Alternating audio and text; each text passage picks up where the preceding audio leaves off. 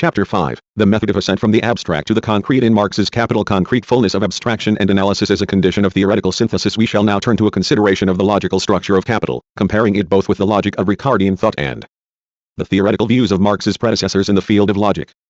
This discussion should reveal Marx's logic in its actual practical application to the analysis of facts, to the analysis of empirical data. Our task is that of singling out the universal logical elements of Marx's treatment of economic materials, the logical forms that are applicable, due to their universality, to any other theoretical discipline. Capital, as is well known, begins with the most thorough and detailed analysis of the category of value, that is, of the real form of economic relations that is the universal and elementary form of the being of capital. In this analysis, Marx's field of vision encompasses a single and, as we have already noted, extremely rare, in developed capitalism, factual relation between men, direct exchange of one commodity for another. At this stage of his inquiry into the capitalist system, Marx intentionally leaves out of account any other forms, money or profit or wages. All of these things are as yet believed to be non-existent. Nevertheless, analysis of this single form of economic relations yields, as its result, a theoretical expression of the objectively universal form of all phenomena and categories of developed capitalism without exception, an expression of a developed concreteness, a theoretical expression of value as such, of the universal form of value. The elementary type of the existence of value coincides with value in general, and the real actually traceable development of this form of value into other forms constitutes the objective content of the deduction of the categories of capital.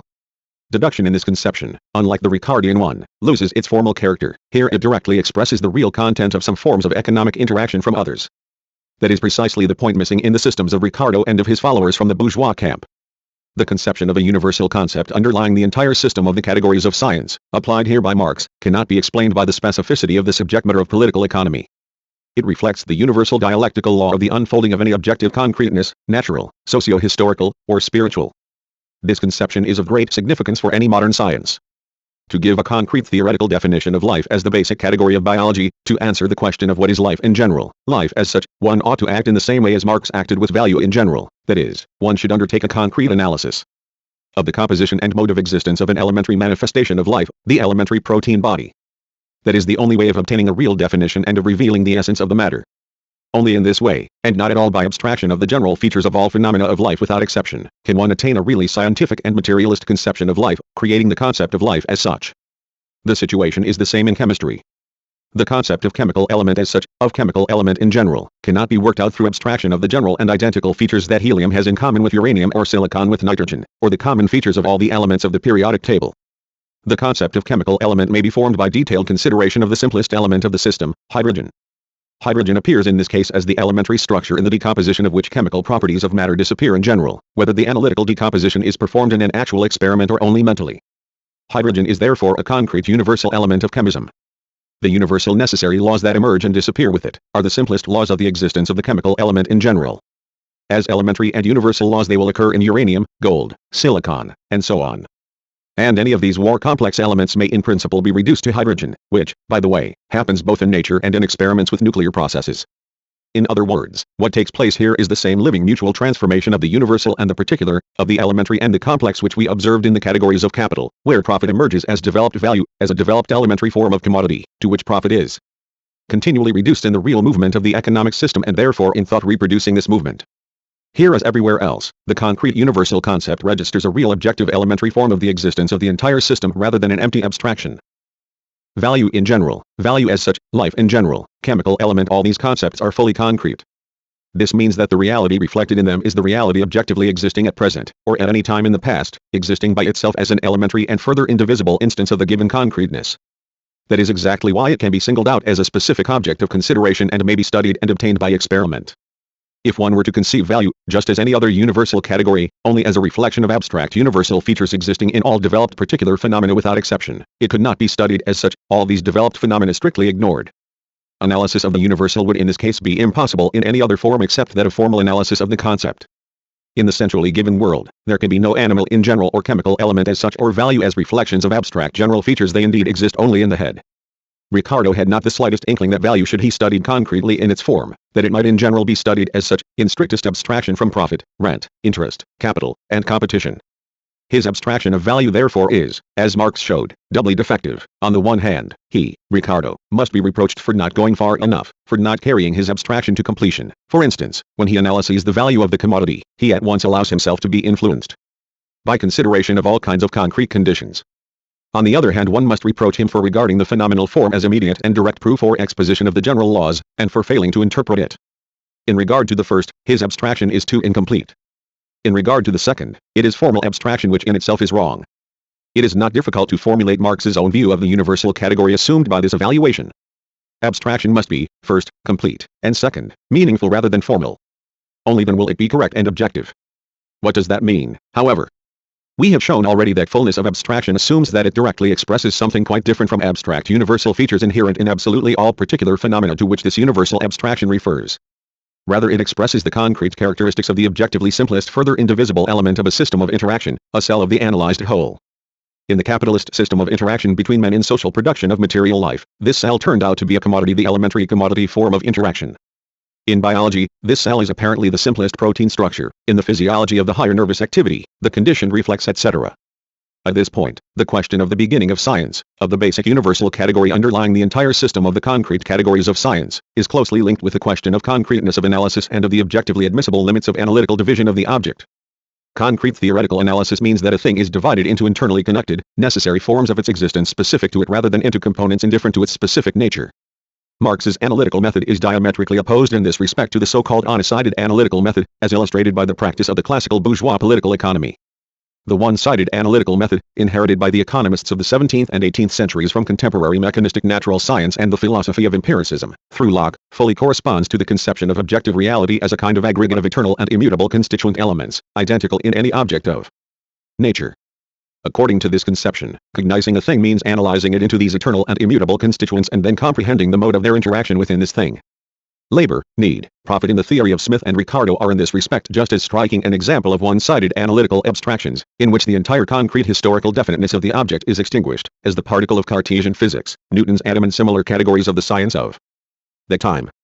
Both Smith and Ricardo endeavored to understand the capitalist system of interaction as a complex whole whose component parts are eternal realities identical for any stage of the development of mankind: labor, labor implements, capital, needs, surplus product, etc.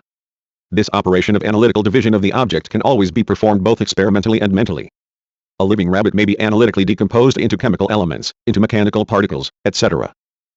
But, having thus obtained an aggregate of analytically singled-out elements, we shall not be able to perform a reverse operation. Even after a most detailed consideration of these elements, we shall never understand why their combination before the analytical dismemberment existed as a live rabbit. In this case, analysis killed and destroyed exactly that which we intended to understand in this way, the living and concrete interaction specific for the given thing. Analysis made synthesis impossible. Bourgeois classical economics, the theory of Smith and Ricardo, ran into the same difficulty. Synthesis, a comprehension of the necessary connection between the abstractly considered constituent elements of the object, labor, capital, profit, etc., proved to be impossible exactly because analysis that singled out these categories was one-sided analysis. It broke up that very concrete historical form of connection of these categories. The difficulty of the problem of analysis and synthesis was noted already by Aristotle. He saw quite well that one-sided analysis could not by itself solve the problems of cognition. In his Metaphysics he comes to the conclusion that the task of cognition is dual. It is not enough to find out of what parts a thing consists. One must also discover why these constituent parts are interconnected in such a way that their combination constitutes the given concrete thing, rather than some other one.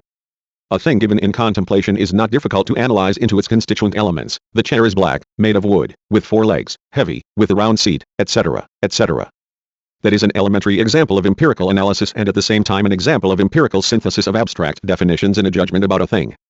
It should be noted that a direct coincidence of analysis and synthesis takes place in this case too. In the proposition "this chair is black" one can discern both.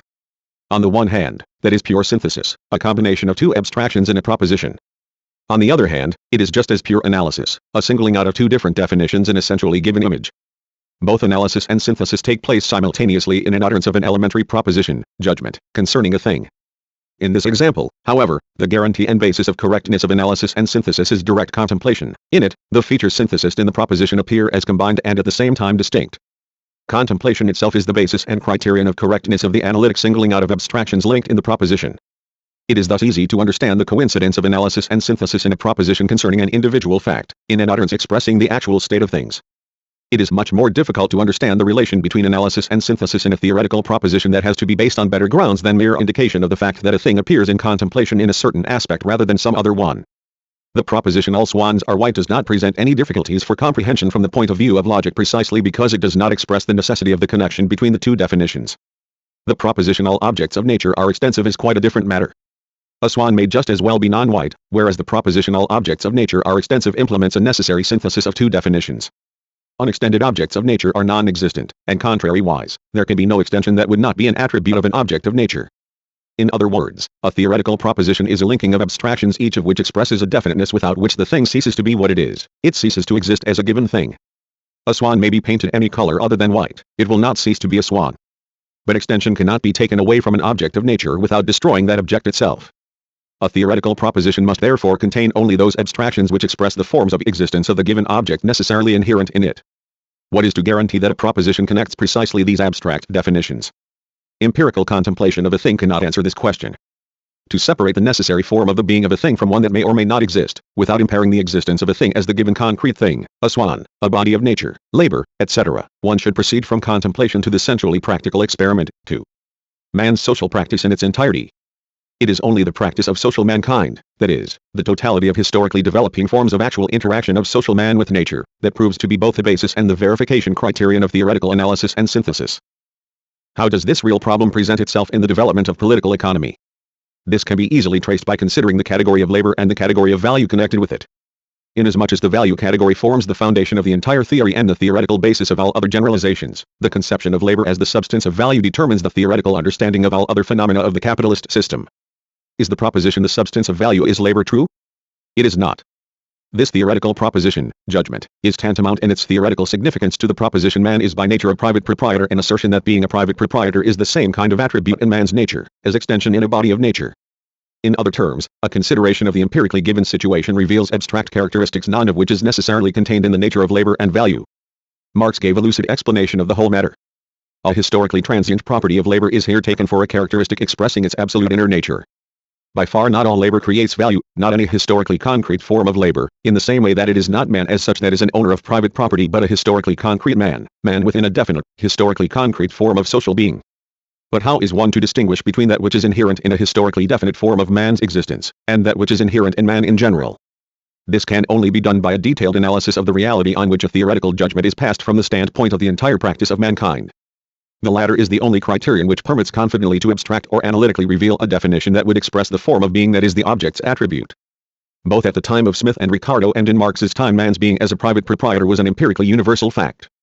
The ability of labor to create commodities and value rather than merely a product was also an empirically universal fact. The classic representatives of political economy recorded this empirically universal fact in the proposition the substance of value is labor in general, without further theoretical qualifications expressing its concrete historical definiteness within which it creates commodity rather than product, value rather than use value. Insofar as the classics of political economy worked out abstract theoretical definitions with the aid of the one-sided analytical method, they were unable to understand why labor appeared now as capital, now as wages, now as rent. This logical task that was common both to the natural scientists of the 17th and 18th centuries and to Smith and Ricardo is essentially insoluble. The former attempted to understand why and in what way atoms, particles and monads could form in different combinations now a cosmic system, now the body of an animal. The latter endeavored to comprehend why and in what way labor in general generated now capital, now rent, now wages. Neither the former nor the latter could attain a theoretical synthesis, exactly because their analysis was not concrete but rather divided the object into indifferent parts common to any objective sphere or any historical form of production. Labor in general is an absolutely necessary condition of the emergence and development of rent, capital, wages, and all the other specifically capitalist categories. But it is also a condition of their non-being, their negation and destruction. Labor in general is just as indifferent to the being of capital as to its non-being. It is a universal necessary condition of its emergence, but it is not an internally necessary condition, a condition that is at the same time a necessary sequence. The form of inner reciprocal action, inner reciprocal conditioning is absent here. Concerning this defective one-sided analytical abstractions worked out by the classics of bourgeois science, Marx remarked, "It is just as impossible to pass directly from labor to capital as directly from different human races to a banker or from nature to a steam engine." This is an echo of Feuerbach's well-known aphorism, "You cannot directly deduce even a bureaucrat from nature." Marx draws the same conclusion from this aspect of the matter too. All difficulties of theoretical analysis and synthesis are solved in reality on the basis of the category of concrete historical reciprocal action, reciprocal conditioning of phenomena within a definite historically developed whole, within a concrete historical system of interaction. To put it differently, both analysis synthesis and deduction induction cease to be metaphysically polar and therefore helpless logical forms only on the basis of a conscious historical view of the analyzed reality, on the basis of the conception of any objective reality as a historically emergent and developed system of interacting phenomena. This view gave Marx a clear criterion which he, proceeding from the entire rationally comprehended history of the practice of mankind, confidently applied to the solution of the difficulties of theoretical analysis and synthesis and theoretical deduction and induction. The practice of mankind in its historical entirety was used by Marx as a criterion for distinguishing between empirical synthesis and theoretical synthesis, of analytical abstractions reflecting the universal empirical state of things and theoretical abstractions the interconnection of which reflects the internally necessary connection of phenomena which they express. In Smith and Ricardo, and even Hegel, purely empirical synthesis is often set up as theoretical one. They continually set up the historically transient form of the phenomenon for its inner structure, for its eternal nature, deducing the justification of the crudest empirical facts from the nature of things, whereas Marx's method raises the most rigorous logical and philosophical barriers in the way of such movement of thought. Deduction and induction, analysis and synthesis prove to be powerful logical means of processing empirical facts exactly because they are consciously used in the service of an essentially historical approach to research, being based on the dialectical materialist conception of the object as a historically emergent and developing system of phenomena interacting in a specific way. For this reason, Marx's analytical method, the method of ascent from the whole given, in contemplation to the conditions of its possibility, coincides with the method of genetic deduction of theoretical definitions, with logical tracing of the real descent of some phenomena from others, of money from the movement of the commodity market, of capital from the movement of commodity money circulation in which labor force becomes involved, etc. This essentially historical view of things and of their theoretical expression enabled Marx to formulate clearly the question of the real substance of the value properties of the labor product, of the universal substance of all the other concrete historical categories of political economy. It is not labor in general but the concrete historical form of labor that was conceived as the substance of value. In this connection, new light was thrown on theoretical analysis of the form of value. It emerged as the concrete universal category which permits to understand theoretically, to deduce, that real concrete historical necessity with which value is transformed into surplus value, into capital, wages, rent and all the other developed concrete categories. In other words, for the first time an analysis was given of the starting point from which one can really develop the entire system of theoretical definitions of the object, the system that logically reflects the necessity of the real genesis of the capitalist formation. What did concrete analysis of the form of value consist in, that very analysis which David Ricardo failed to conduct? The answer to this question should give us the key to an understanding of the method of ascent from the abstract to the concrete. Ascent from a universal theoretical definition of the object to an understanding of the entire complexity of its historically developed structure, concreteness, assumes a concrete and comprehensive analysis of the basic universal category of the science. We have seen that insufficient concreteness of Ricardo's analysis of value determined the failure of his intention to develop the whole system of theoretical definitions, to construct the entire building of science on a single solid foundation. It did not permit him to deduce even the proximate category, money, not to mention all the other categories. Wherein lies the specific quality of Marx's analysis of value, which forms the solid foundation of theoretical synthesis of categories, enabling him to proceed in a most rigorous manner from the consideration of value to the consideration of money, capital, etc. Thus formulated, this question compels logic to face the problem of contradiction in the definitions of a thing, a problem which ultimately contains the key to everything else. Contradiction as the unity and coincidence of mutually exclusive theoretical definitions was discovered by Marx to be the solution of the riddle of the concrete and a way to express theoretically the concrete in concepts. We are now passing on to the analysis of this point. 1. Theories of surplus value, 2. Grundrisse, S. 170 Contradiction as the condition of development of science. Logical contradiction, the existence of mutually exclusive definitions in the theoretical expression of a thing, has long interested philosophy. There has never been one single philosophical or logical doctrine that would not consider this question in one form or another and solve it in its own way. It always interested philosophy exactly because contradiction in definitions is first and foremost a fact independent from any philosophy, a fact that is continually and with fatal necessity reproduced in scientific development, in mankind's thought, including philosophy itself. Moreover, contradiction most unambiguously reveals itself as a form in which thought about things moves, always and everywhere. Ancient Greeks understood full well that truth was only born in the struggle of opinions. Critique of any theory was always directed at discovering contradictions in it. A new theory always asserted itself through demonstrating a method by which contradictions were solved that had been insoluble within the framework of the principles of the old theory. However, if this empirical fact is simply described as a fact, it will appear that a contradiction is something intolerable, something that thought always tries to get rid of in one way or another. At the same time, despite all attempts to get rid of it, thought reproduces it again and again. Inasmuch as philosophy and logic study this fact, not content with simply stating and describing it, the question arises of the causes and sources of its origin in thought, of its real nature. In philosophy, this question arises in the following form: is contradiction admissible or inadmissible in the genuine expression of a thing? Is it something purely subjective, created only by the subject of cognition, or does it necessarily emerge as the outcome of the nature of things expressed in thought? That is the boundary between dialectics and metaphysics. In the final analysis, dialectics and metaphysics are two fundamentally opposed methods of solving contradictions which inevitably arise in scientific development, in the development of theoretical knowledge. The difference between them, expressed in a most general form, is that metaphysics interprets contradiction as a mere subjective phantom which regrettably recurs in thought due to the imperfections of the latter, while dialectics considers it as the necessary logical form of the development of thought, of the transition from ignorance to knowledge, from an abstract reflection of the object in thought to an ever more concrete reflection of it. Dialectics regards contradiction as a necessary form of development of knowledge, as a universal logical form. That is the only way to consider contradiction from the point of view of cognition and thought as a natural historical process controlled by laws independent from man's desires. It should be borne in mind that here and in the following we mean those contradictions and definitions which arise in the course of movement of thought that is correct from the standpoint of the logic of the object, that is, we mean dialectical contradictions in reasoning. As Lenin pointed out, in any inquiry there must be no logical contradictions in the narrow sense of the word, that is verbal, forced, or subjective contradictions. Rules barring these contradictions must be worked out by formal logic. The development of knowledge and science compels philosophy to recur to the problem of logical contradiction again and again. The question of contradiction, of its real significance, its source and the cause of its emergence in thought arises in those areas where science approaches the stage of systematic expression of its subject matter in concepts, where reasoning has to construct a system of theoretical definitions. In cases of unsystematic recounting of phenomena, there is no question of contradiction. An elementary attempt to systematize knowledge immediately leads to the problem of contradiction. We have already noted the points at which the development of the labor theory of value necessarily ran into this problem. In Ricardo, despite his wishes, a system of theoretical contradictions arises exactly because he attempts to develop all categories out of one principle, that of determining value by the quantity of labor time. He noticed some logical contradictions in his system himself, others were maliciously pointed out by the opponents of the labor theory of value. The main type of logical contradiction that was the focal point of the struggle for and against the labor theory of value, proved to be the contradiction between universal law and the empirical universal forms of its own realization.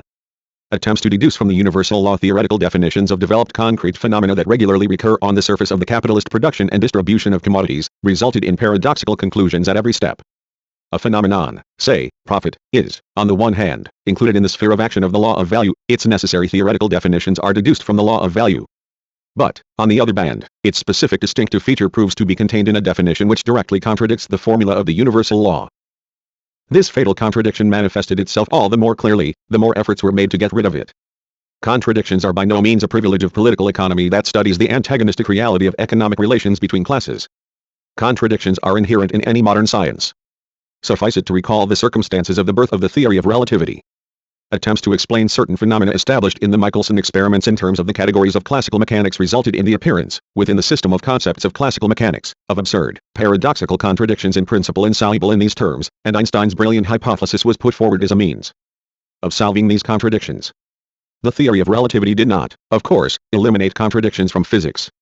For example, one may point out to the well-known paradox contained in the theoretical definitions of the rotating body. The theory of relativity, linking up the spatial characteristics of bodies with their motion, expressed this connection in a formula according to which the length of a body is reduced in the direction of motion proportionately with the speed of the body's motion. This expression of the universal law of the motion of a body through space became a firmly established theoretical attainment of the mathematical arsenal of modern physics. However, an attempt to apply it to a theoretical elaboration or assimilation of such an actual physical phenomenon as rotation of a hard disk round its axis results in a paradox. The circumference of a rotating disk diminishes with an increase of the speed of rotation, while the length of the radius, according to the same formula, remains unchanged. Let us note that this paradox is no mere curiosity but an acute test of the physical reality of Einstein's universal formulas. If the universal formula expresses an objective law of objective reality studied in physics, one should assume the existence in the reality itself of an objectively paradoxical relation between the radius and the circumference of a rotating body, even in the case of the spinning top, for the infinitely small decrease in the extent of the circumference changes nothing in the fundamental approach to the problem. The conviction that physical reality itself cannot contain such a paradoxical correlation, is tantamount to a rejection of the physical reality of the universal law expressed in the Einstein formula. And that is a way to a purely instrumental justification of the universal law. If law serves theory and practice, that is all to the good, and one should not bother about the vacuous problem whether it has anything to correspond to it in the things in themselves or not. One can cite quite a number of other examples showing that objective reality always reveals itself to theoretical thought as contradictory reality. The history of science from Zeno of Ely down to Albert Einstein, independently from any philosophy, shows this circumstance to be an incontestable empirically stated fact. Let us go back to the reality of capitalist economy and its theoretical expression in political economy. This is a good example because it is extremely typical. It shows graphically the cul-de-sacs in which metaphysical thought inevitably lands itself in trying to solve the prime task of science, that of unfolding a systematic expression of the object and concepts, in a system of theoretical definitions. Of the object, a system developed from one general theoretical principle. That is the first reason. And the second and probably most important reason is that in Marx's Capital we find a rational way out of the difficulties and contradictions, a dialectical materialist solution of the antinomies which destroyed the labor theory of value in its classical Ricardian form. The contradictions of the labor theory of value and their dialectical resolution in Marx let us recall that the logical theoretical contradictions of Ricardo's system are the result of his effort to express all phenomena through the category of value, to understand them from one principle only. Where this effort is not made, no contradictions arise. The formula of vulgar science, capital, interest, land, rent, labor, wages, does not contradict either itself or the obvious empirical facts. However, precisely because of that it does not contain a single grain of theoretical comprehension of things. There are no contradictions here for the simple reason that this formula does not establish any interconnection at all between capital and interest, between labor and wages, between land and rent, also because vulgar science does not even attempt to deduce definitions of all these categories from a single principle. They are not shown to be necessary distinctions necessarily arising within a certain common substance, they are not understood as modifications of this substance. It is not surprising that there is no inner contradiction here but merely an external contradiction between different internally non-contradictory things. And that is a situation with which a metaphysician will be easily reconciled. They do not contradict each other simply because they do not stand in any internally necessary relation at all. That is why the formula of vulgar science has approximately the same theoretical value as the favorite maxims of the proverbial school teacher from a short story by Chekhov, horses eat oats and the Volga flows into the Caspian. Unlike vulgar economists, Ricardo tried to develop the entire system of theoretical definitions from the principles of the labor theory of value. And that is exactly why the whole reality, as he describes it, appears as a system of conflicts, antagonisms, antinomical mutually exclusive tendencies, diametrically opposed forces whose opposition creates the whole which he considers. Logical contradictions which economists and philosophers from the bourgeois camp regarded as an indication of weakness, of lack of development of Ricardo's theory, actually expressed quite the reverse, the strength and objectiveness of his method of theoretical expression of things. What Ricardo aimed at, first and foremost, was correspondence of theoretical propositions and conclusions to the actual state of things, and only in the second place, their correspondence to the metaphysical postulate that an object cannot contradict itself and neither can its separate theoretical definitions contradict one another. He expressed the actual state of things in a bold, and even, as Marx put it, cynical, manner, and the actually contradictory state of things was reflected in his system as contradictions in definitions. When his pupils and followers made it their principal concern not so much theoretical expression of facts as formal coordination of already available definitions, subject to the principle forbidding contradictions in definitions as the supreme principle, from that point on the disintegration of the labor theory of value set in. In his analysis of the views of James Mill, Marx states, what he tries to achieve is formal, logical consistency. The disintegration of the Ricardian school therefore begins with him. In itself, the desire for justifying Ricardo's theory in terms of the canons of formal logical sequence does not of course spring from a Platonic love for formal logic. This preoccupation is stimulated by a different motive, a desire to present the capitalist system of commodity production as an everlasting form of production eternally equal to itself, rather than as a historically emergent system that can therefore turn into another, higher system. If a certain phenomenon, expressed and conceived in terms of the universal law of value, suddenly enters into a relation of theoretical, logical, contradiction with the formula of the universal law, determination of value by the quantity of labor time, to a bourgeois theoretician this appears as evidence of its deviation from the eternal and immutable foundations of economic being. All effort is directed at proving that the phenomenon directly corresponds to the universal law, which in itself is conceived as existing without contradiction, as an eternal and immutable form of economy. More acutely than anything else, bourgeois economists feel the contradiction between Ricardo's universal law of value and profit.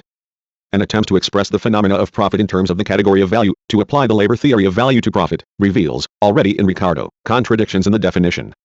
Inasmuch as profit is the holy of holies of the religion of private property, economists direct their theoretical efforts at coordinating the definitions of profit with the universal law of value. There are two ways of directly coordinating theoretical definitions of value with the theoretical definitions of profit as a specific form, as a specific modification, kind, of value. The first way is to change the expression of profit in such a manner that it might be included without contradiction in the sphere of application of the category of value, of its universal definitions. The second way is to change the expression of value, to qualify it in such a way that definitions of profit might be included in it without contradiction. Both of these ways led to the disintegration of the Ricardian school. Vulgar political economy preferred the second way, that of qualifying definitions of value, for the motto of empiricism has always been, bring the universal formula of a law in agreement with the empirically unquestionable state of things, with that which is identical in the facts, in this case, with the empirical form of the existence of profit. This philosophical position appears at first glance to be the most obvious and sensible.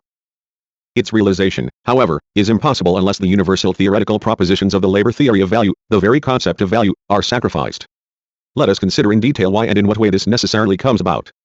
The paradoxical relation between the theoretical definitions of value and profit is a stumbling block for Ricardo himself. His law of value says that live labor, man's labor, is the only source of value, while the time spent on the production of an article constitutes the only objective measure of value. What do we observe, however, if we apply this universal law that cannot be either violated or abolished or altered, expressing as it does the universal intimate nature of any economic phenomenon, to the empirically unquestionable fact of the existence of profit? Ricardo realized quite well that profit could not be explained by the law of value alone and that the entire complexity of the structure of profit was not exhausted by this law. Ricardo took the law of the average rate of profit, the general rate of profit, as the second decisive factor whose interaction with the law of value could explain profit. The general rate of profit is a purely empirical and therefore unquestionable fact. Its essence is this: the magnitude of profit depends exclusively on the aggregate magnitude of capital and in no way depends on the proportion in which it is divided into fixed and circulating capital, constant and variable capital, etc. Ricardo applies this empirically universal law to the explanation of the mechanism of profit production, treating it as a factor which modifies and complicates the action of the law of value. Ricardo did not inquire into the nature of this factor, its origin, its interrelation to the universal law. He assumed its existence absolutely uncritically, as an empirically unquestionable fact. Any more or less close analysis will reveal at once that the law of the average rate of profit directly contradicts the universal law of value, the determination of value in terms of labor time, the two laws being mutually exclusive. Instead of postulating this general rate of profit, Ricardo should rather have examined in how far its existence is in fact consistent with the determination of value by labor time, and he would have found that instead of being consistent with it, prima facie, it contradicts it. The contradiction here is as follows: the law of the average rate of profit establishes the dependence of the magnitude of profit solely on the magnitude of capital as a whole. It stipulates that the magnitude of profit is absolutely independent from the share of capital spent on wages and transformed into the live labor of the wage worker. But the universal law of value states directly that new value can only be the product of live labor, it can by no means be the product of dead labor, for dead labor, that is, labor earlier materialized in the form of machines, buildings, raw materials, etc. does not create any new value, merely passively transferring its own value, bit by bit, onto the product. Ricardo saw the difficulty himself. However, entirely in the spirit of metaphysical thinking, he expressed and interpreted it as an exception from the rule rather than a contradiction in the definitions of the law. Of course, that does not alter the situation, and Malthus points out quite correctly in this connection that, as industry develops, the rule becomes an exception and an exception the rule. Thus a problem arises that is completely insoluble in metaphysical thought. From the point of view of the metaphysically thinking theoretician, a universal law can only be justified as an empirically universal rule to which all phenomena without exception are subject. In the given case it turns out, however, that something directly opposing the universal law of value, a negation of the law of value, becomes a universal empirical rule. A theoretically established universal law and an empirical universal rule, the empirically universal element in the facts, come here into an antinomy, an insoluble contradiction. If one continues the attempt to bring into agreement the universal law with the immediately general features abstracted from facts, a problem arises that is much more difficult to solve than that of squaring the circle. It is simply an attempt to present that which does not exist as in fact existing. The problem of correlation of the universal and the particular, of a universal law and an empirically obvious form of its own manifestation, of the general in the facts, of theoretical and empirical abstraction, became one of the stumbling blocks in the history of political economy that proved insurmountable to bourgeois theory. Facts are a stubborn thing. Here too, the fact remains, a universal law, the law of value, stands in the relation of mutually exclusive contradiction to the empirically universal form of its own manifestation, with the law of the average rate of profit. It is impossible to bring them into agreement exactly because such an agreement does not exist in the economic reality itself. A metaphysically thinking theoretician facing this fact as a surprise or paradox, will inevitably interpret it as a result of mistakes earlier made in reasoning, in the theoretical expression of facts. For a solution of this paradox, he naturally resorts to purely formal analysis of theory, to specification of concepts and correction of expressions. The postulate that objective reality cannot be self-contradictory is for him the supreme and indisputable law for which he is ready to sacrifice anything at all. Marx denounced the complete lack of the scientific spirit in these attitudes, their absolute incompatibility with a theoretical approach. In these terms, here the contradiction between the general law and further developments in the concrete circumstances is to be resolved not by the discovery of the connecting links but by directly subordinating and immediately adapting the concrete to the abstract. This moreover is to be brought about by a verbal fiction, by changing the correct names of things. These are indeed verbal disputes, they are verbal, however, because real contradictions which are not resolved in a real way, are to be solved by phrases. The law forbidding contradictions in definition triumphs, but theory perishes, degenerating into verbal disputes, into a system of semantic tricks. Indicating contradictions in the theoretical definitions of the object does not in itself constitute a privilege of conscious dialectics. Dialectics is not merely a desire for piling up contradictions, antinomies, and paradoxes in theoretical definitions of things. Metaphysical thought is much better at this task, true, contrary to its intentions. Contrariwise, dialectical thought emerges only at that point where metaphysical thought is hopelessly lost in a maze of contradictions with itself, in the contradictions of some of its conclusions with others. The desire to get rid of contradictions in definitions through specifying terms and expressions is a metaphysical mode of solving contradictions in theory. As such, it results in disintegration of theory rather than in its development. Since life compels a development of theory all the same, in the end it always turns out that an attempt to construct a theory without contradictions leads to the piling up of new contradictions that are still more absurd and insoluble than those that were apparently got rid of. To repeat, the task of theory does not consist in merely proving that the objective reality always arises before theoretical thought as a living contradiction demanding a solution, as a system of contradictions. In the 20th century, this fact does not have to be proved, and new examples add nothing. Even the most inveterate and confirmed metaphysician cannot fail to see this obvious fact. However, the metaphysician of our times, starting out from his efforts at justifying this fact as resulting from intrinsic defects of man's cognitive ability, from poor development of concepts, definitions, the relative and vague character of terms, expressions, etc. Now, the metaphysician will be reconciled with the existence of contradiction, as with an inevitable subjective evil, not more. Just as in Kant's times, he is still not prepared to admit that this fact expresses inner contradictions of things in themselves, of the objective reality itself. That is why agnosticism and subjectivism of the relativist type resort to metaphysics in these days. Dialectics proceeds from a diametrically opposite view. Its solution of the problem is based first of all on the assumption that the objective world itself, the objective reality, is a living system unfolding through emergence and resolutions of its internal contradictions. The dialectical method, dialectical logic demand that, far from fearing contradictions in the theoretical definition of the object, one must search for these contradictions in a goal-directed manner and record them precisely, to find their rational resolution, of course, not to pile up mountains of antinomies and paradoxes and theoretical definitions of things. The only way of attaining a rational resolution of contradictions in theoretical definition is through tracing the mode in which they are resolved in the movement of the objective reality, the movement and development of the world of things in themselves. Let us go back to political economy, to see how Marx resolves all those antinomies which were recorded by the Ricardian school despite its conscious philosophical intention. In the first place, Marx gives up any attempts to bring directly into agreement the universal law, the law of value, with the empirical forms of its own manifestation on the surface of events, that is, with the abstract general expression of facts, with the immediately general features that may be inductively established in the facts. Marx shows that this direct coincidence of the universal law and the empirical forms of its manifestation does not exist in the reality of economic development itself. The two are connected by the relation of mutually exclusive contradiction. The law of value contradicts in actual fact, not only and not so much in Ricardo's head, the law of the average rate of profit.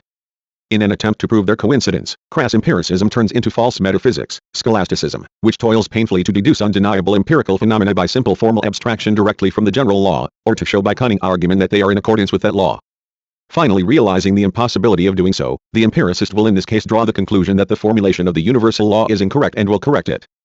Following this path, bourgeois science emasculate the theoretical meaning of the Ricardian law of value, losing, as Marx pointed out, the concept of value itself.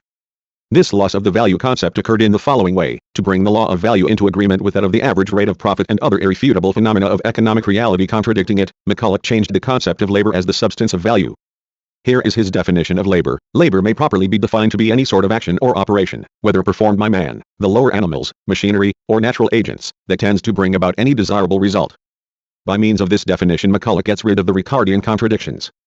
Marx has this to say about the argument, and yet some persons have had the temerity to say that the miserable Mac has taken Ricardo to extremes, he who abandons the very concept of labor itself.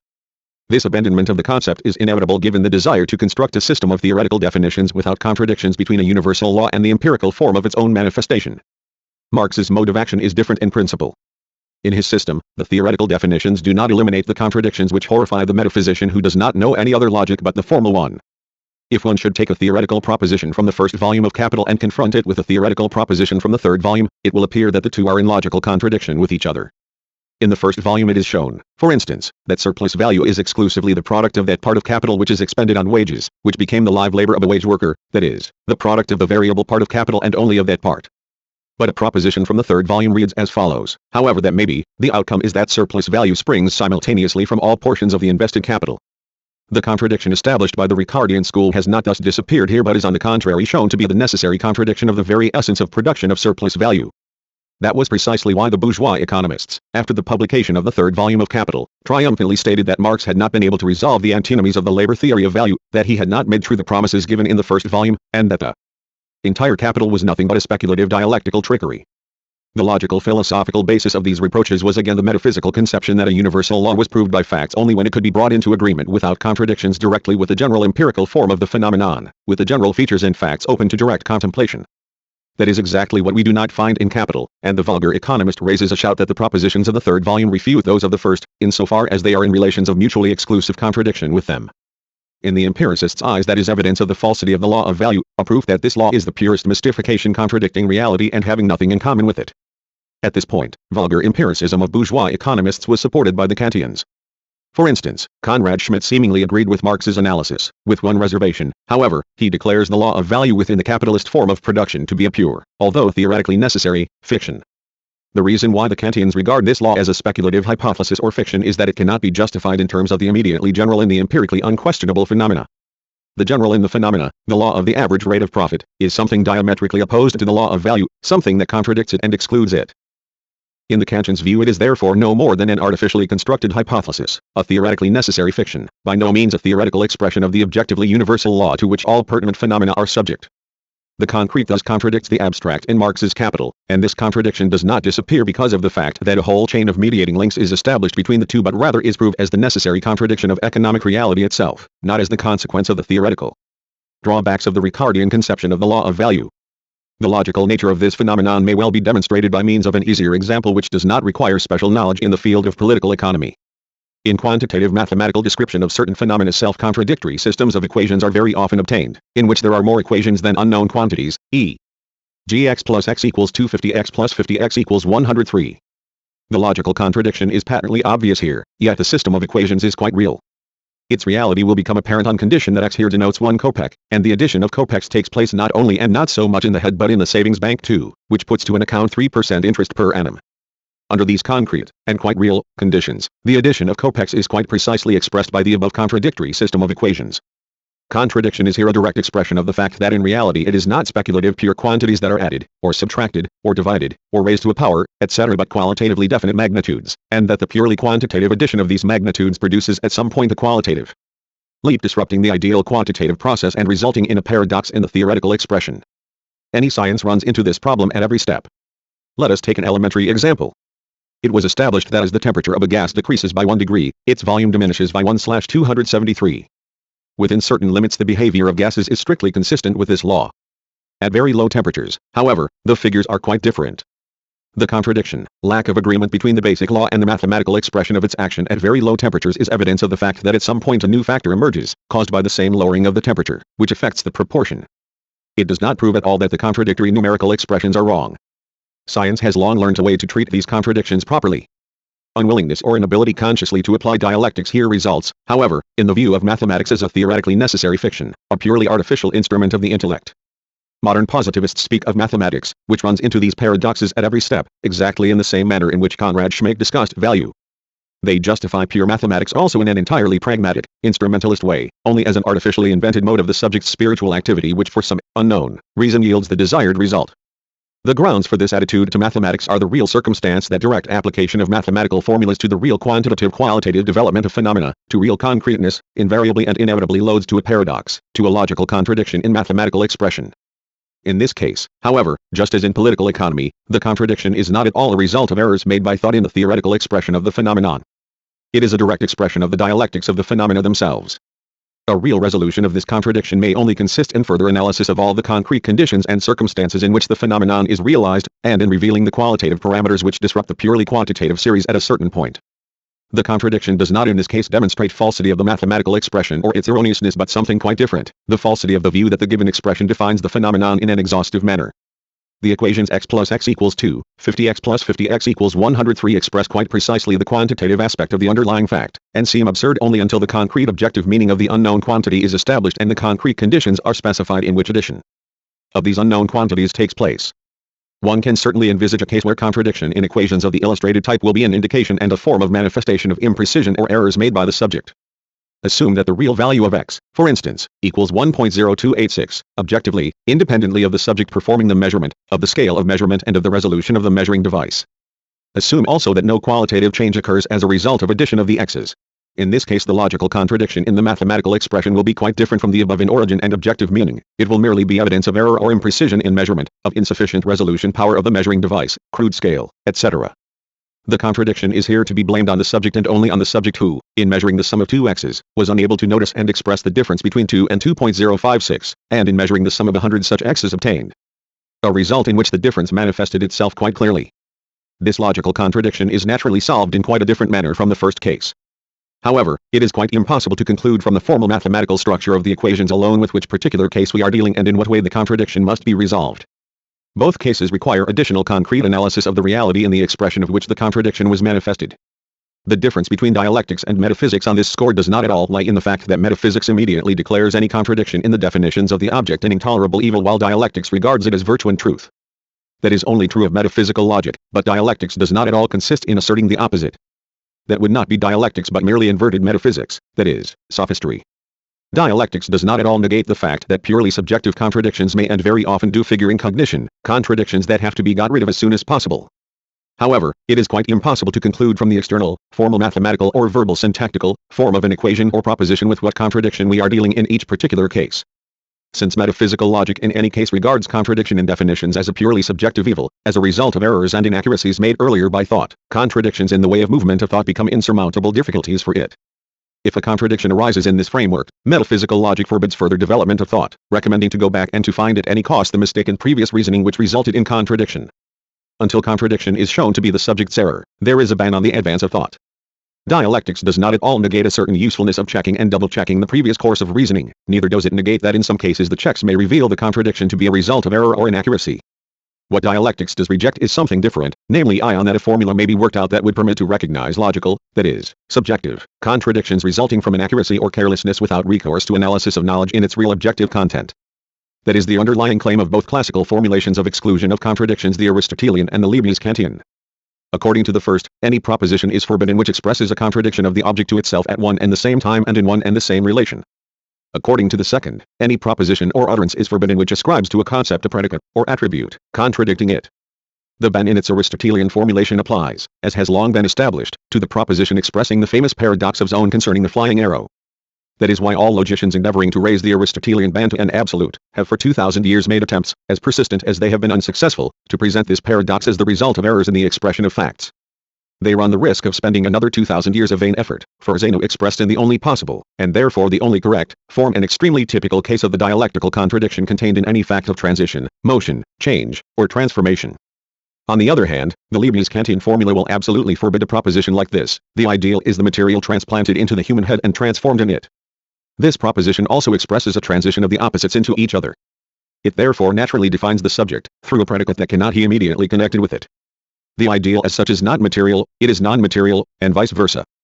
Any utterance expressing the very moment, the very act of transition, and not the result of this transition only, inevitably contains an explicit or implicit contradiction, and a contradiction at one and the same time, that is, during transition, at the moment of transition, and in one and the same relation, precisely with regard to the transition of the opposites into each other. That is exactly why any attempt to formulate the ban on contradiction as an absolutely unquestionable formal rule, that is, a rule formulated irrespective of the concrete content of the utterances, is doomed to failure. This rule will either forbid, along with logical contradictory propositions, all propositions expressing the contradictions of real change, of real transition of opposites, or else it will permit the former along with the latter. That is quite inevitable, for the two cannot in general be distinguished in the form of expression in speech, in the utterance. As often as not, objective reality contains an internal contradiction at one and the same time and in one and the same relation, and the utterance expressing this situation is regarded in dialectical logic as quite correct, despite the loud protestations of metaphysicians.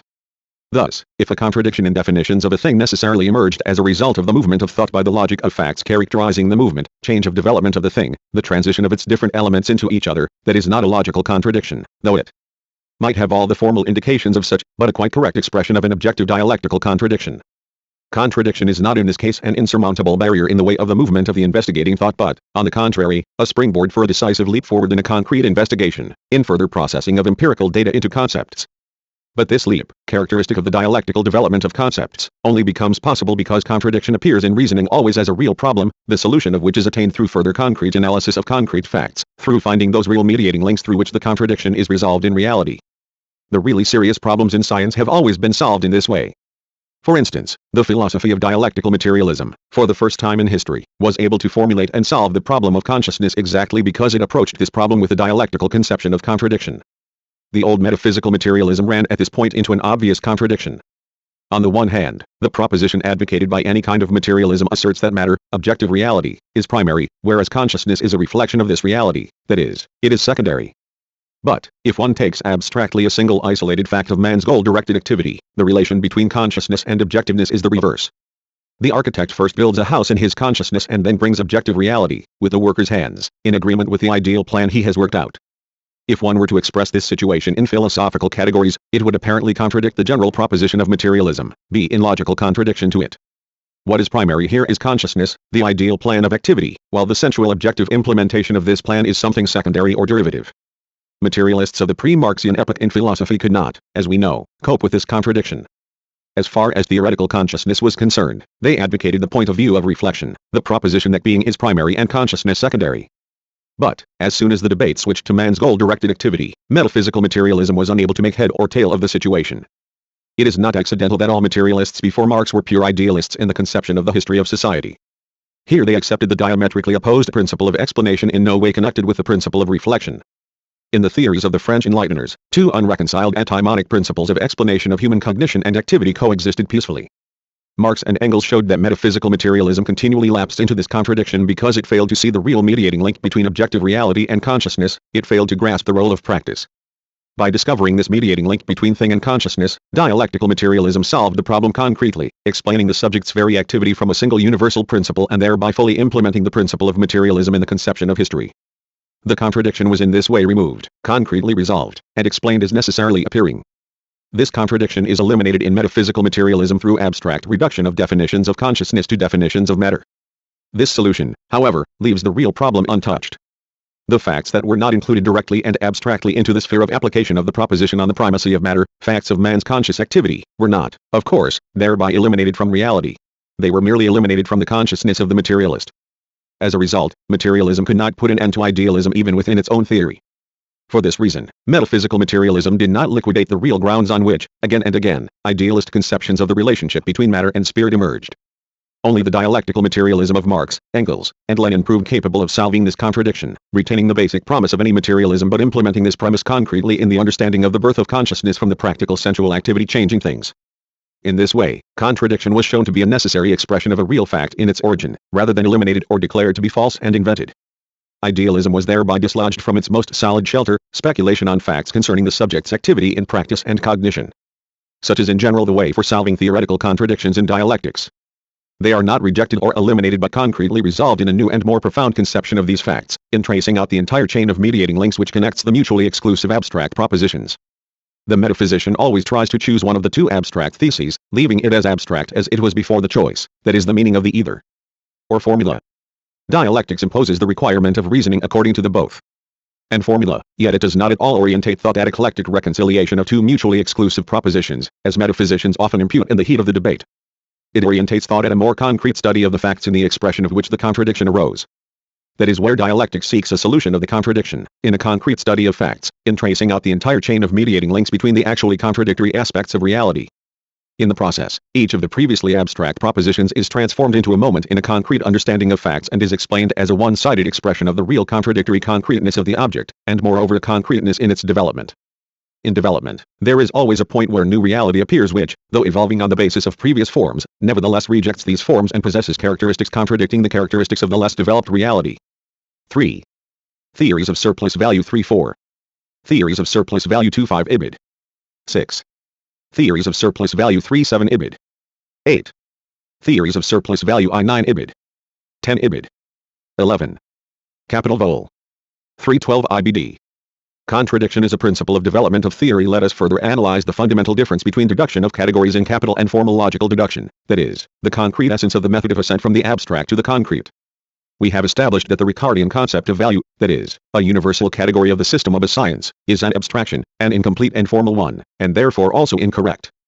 Ricardo regarded value as a concept expressing the abstract general features inherent in each of the developed categories, each of the concrete phenomena to which it applies, and he therefore does not study value specially, in the strictest abstraction from all the other categories. Thus the theoretical definitions of the basic universal category and the methods of its definition contain already, as in an embryo, the whole difference between the deduction of categories by the metaphysician Ricardo and the method of ascent from the abstract to the concrete used by the dialectician Marx.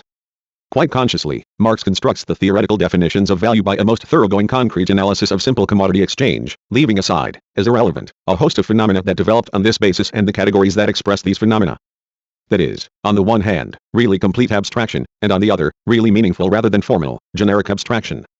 Only this conception, assuming a concrete historical approach to things, makes possible special analysis of the form of value, special inquiry into the concrete content of the universal category, analysis of value as a concrete centrally given reality, as an elementary economic concreteness, and not as a concept. Value is not analyzed as a mental abstraction of the general but rather as a fully specific economic reality actually unfolding before the observer and therefore capable of being specially studied, as reality possessing its own concrete historical content, the theoretical description of which is identical with elaboration of definitions of the concept of value. Marx shows that the real content of the form of value is not, as Ricardo believed, simply abstract quantitative identity of portions of labor but rather dialectical contradictory identity of the opposites of relative and equivalent forms of expression of the value of each commodity entering the relation of exchange. The point where Marx's Dialectics opposes Ricardo's metaphysical mode of reasoning is the fact that Marx revealed the inner contradiction of the simple commodity form. To put the matter differently, the content of the universal category, of the concrete concept of value is not elaborated by Marx on the basis of the abstract identity principle but rather on the basis of the dialectical principle of the identity of mutually assuming poles, of mutually exclusive definitions. That means that the content of the value category is revealed through establishing the inner contradictions of the elementary form of value realized as exchange of a commodity for another commodity. Marx presents commodity as a living contradiction of the reality denoted by that term, as a living unresolved antagonism within that reality. A commodity contains a contradiction within itself, in its immanent economic definitions. Let us note that the inner dichotomy into mutually exclusive and at the same time mutually presupposing moments is characteristic, as Marx shows, of each of the two commodities participating in an act of exchange. Each of them comprises in itself the economic form of value as its immanent economic definiteness.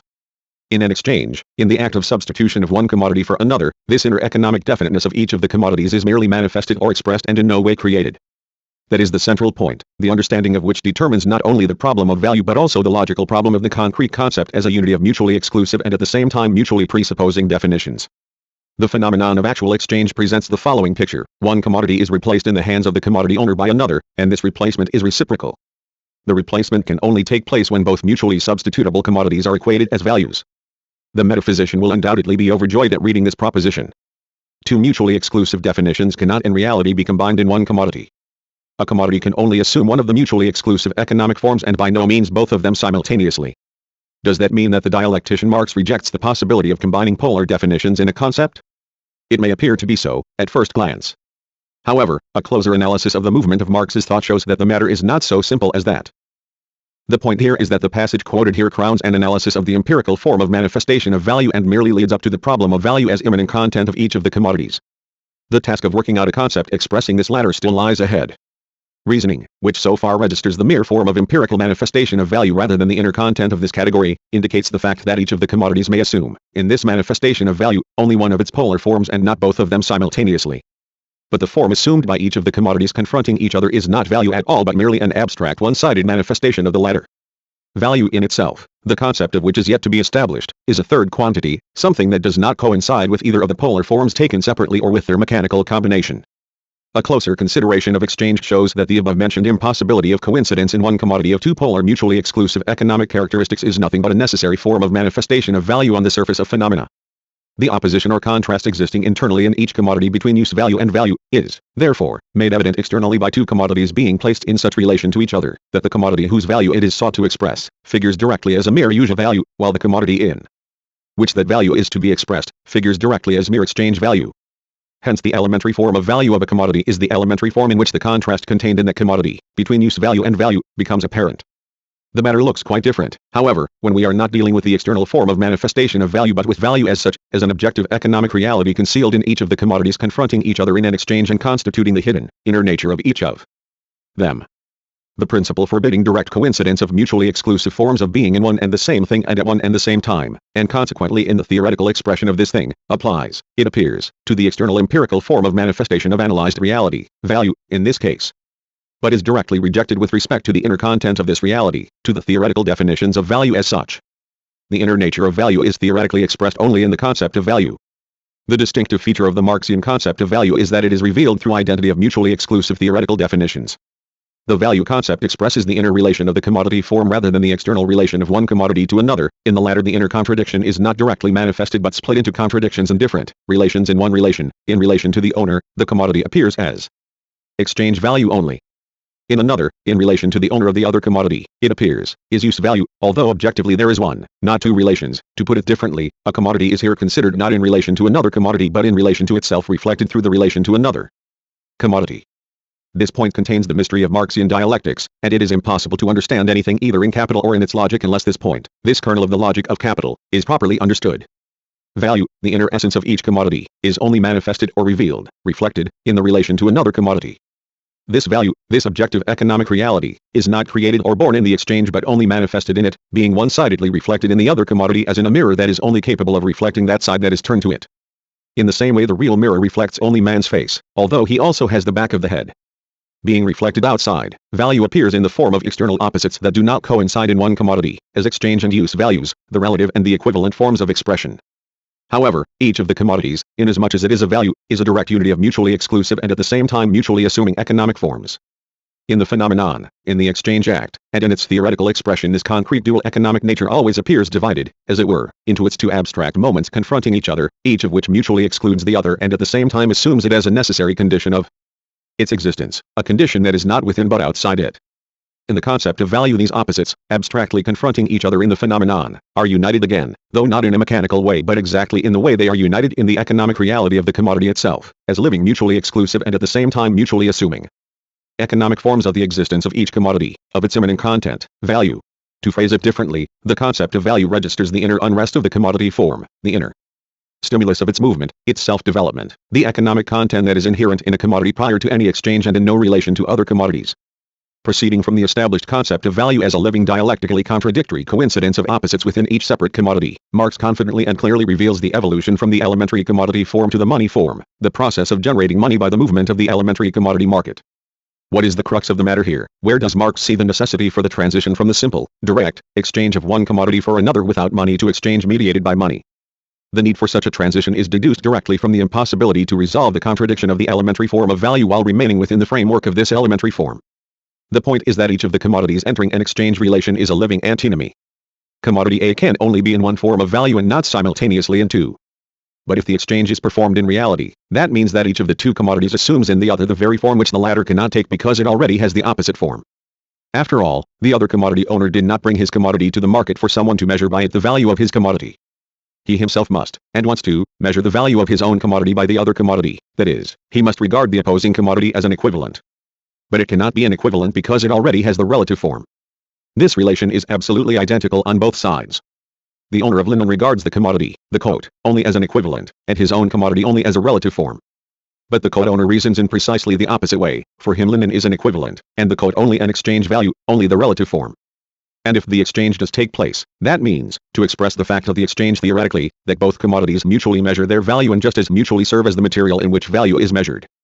In other words, both coat and linen posit each other as that very form of expression of value which they cannot assume for precisely the reason that they have already assumed the other form. Linen measures its value in the coat, that is, makes it an equivalent, while the coat measures its value in linen, that is, makes it an equivalent too. However, as both linen and coat had already assumed the relative form of value, as both measure their value in the other, they cannot assume the role of the equivalent. But, if the exchange actually did take place, that means that both commodities mutually measured their value in each other, they mutually recognized each other to be equivalent values, despite the fact that both of them had been before that in the relative form, which excludes the possibility of assuming the opposite, the equivalent form. Thus real exchange is a real, actually occurring coincidence of two polar and mutually exclusive forms of expression of value in each of the commodities. But this cannot be, the metaphysician will say. It appears that Marx contradicts himself. Now he says that a commodity cannot assume both polar forms of value, and then again Lie says that in actual exchange it is compelled to be in both at the same time. Marx answers that this may and actually does take place. That is a theoretical expression of the fact that direct commodity exchange cannot serve as a form of the social exchange of matter that would proceed smoothly, without friction, obstacles, conflicts or contradictions.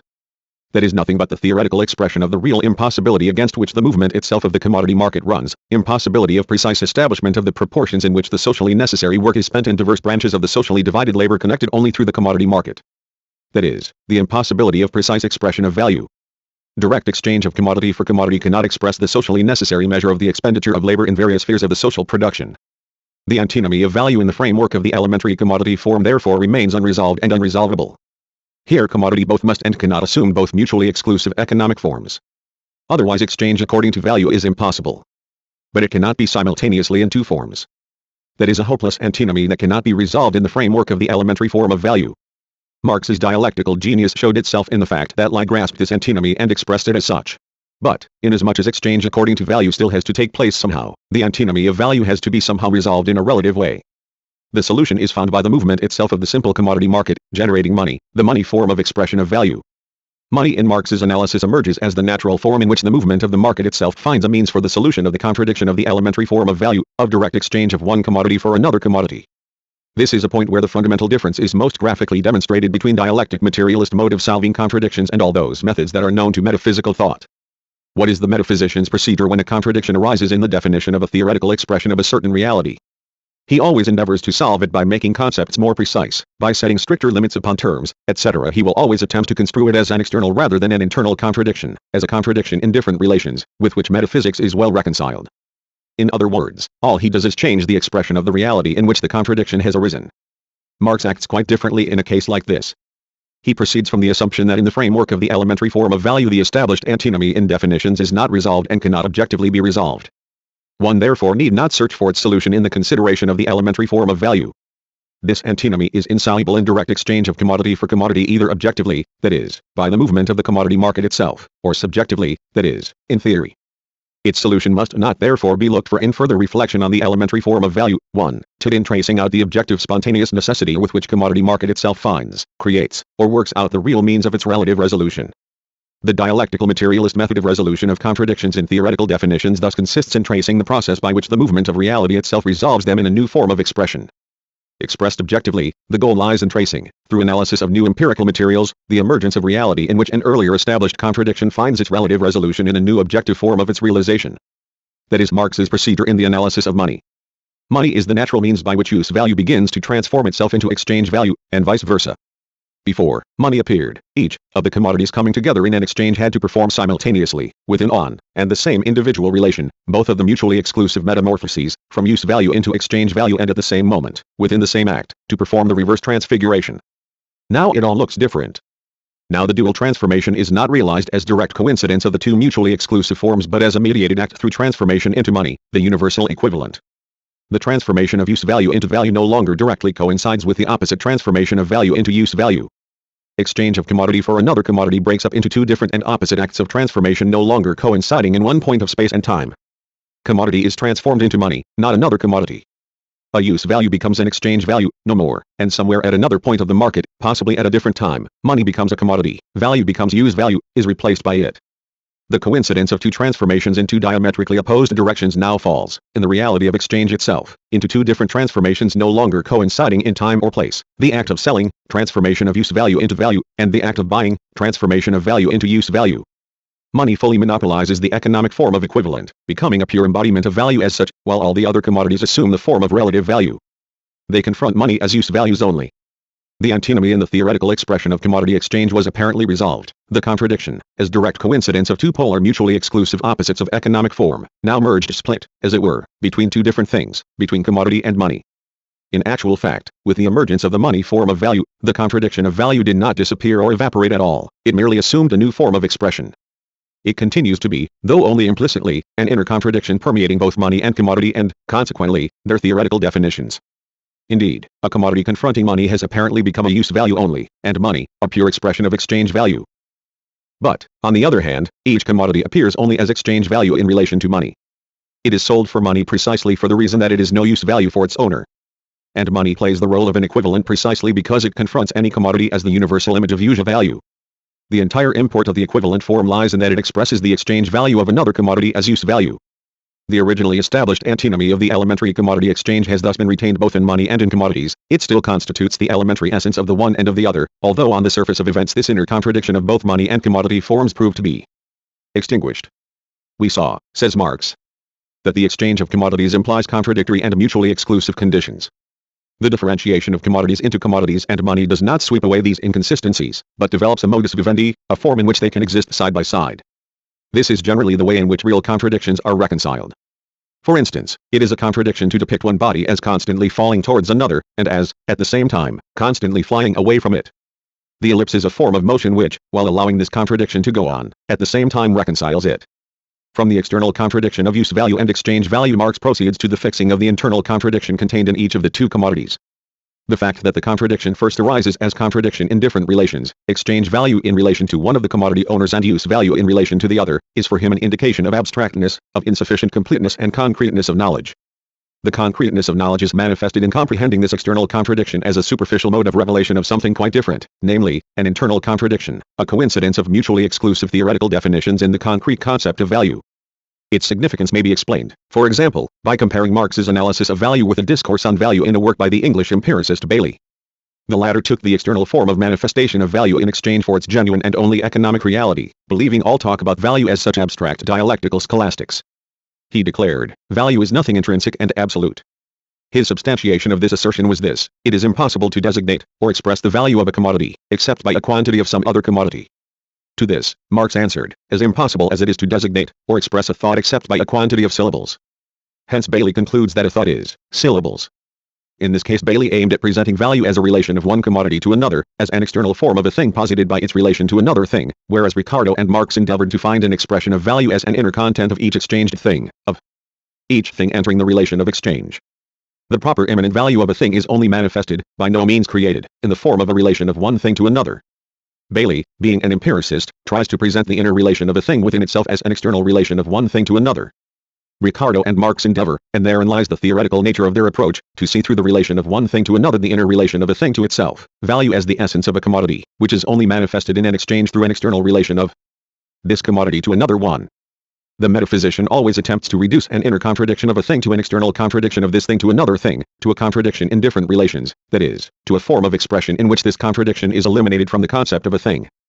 Marx, on the contrary, always endeavors to discern in the external contradiction only a superficial manifestation of an inner contradiction immanently inherent in each thing confronting its counterpart in the relation of external contradiction. Therein lies the difference between a genuinely theoretical approach and an empirical description of phenomena. Dialectics consists exactly in the ability to discern the inner contradiction of a thing, the stimulus of its self-development, where the metaphysician sees only an external contradiction resulting from a more or less accidental collision of two internally non-contradictory things. Dialectics requires in this case that external contradiction of two things be interpreted as a mutually necessary manifestation of the inner contradiction of each of them. The external contradiction emerges as an inner identity of mutually exclusive moments mediated through a relation to something else and reflected through something else, as an internally contradictory relation of a thing to itself, that is, as a contradiction in one relation and at one and the same moment in time.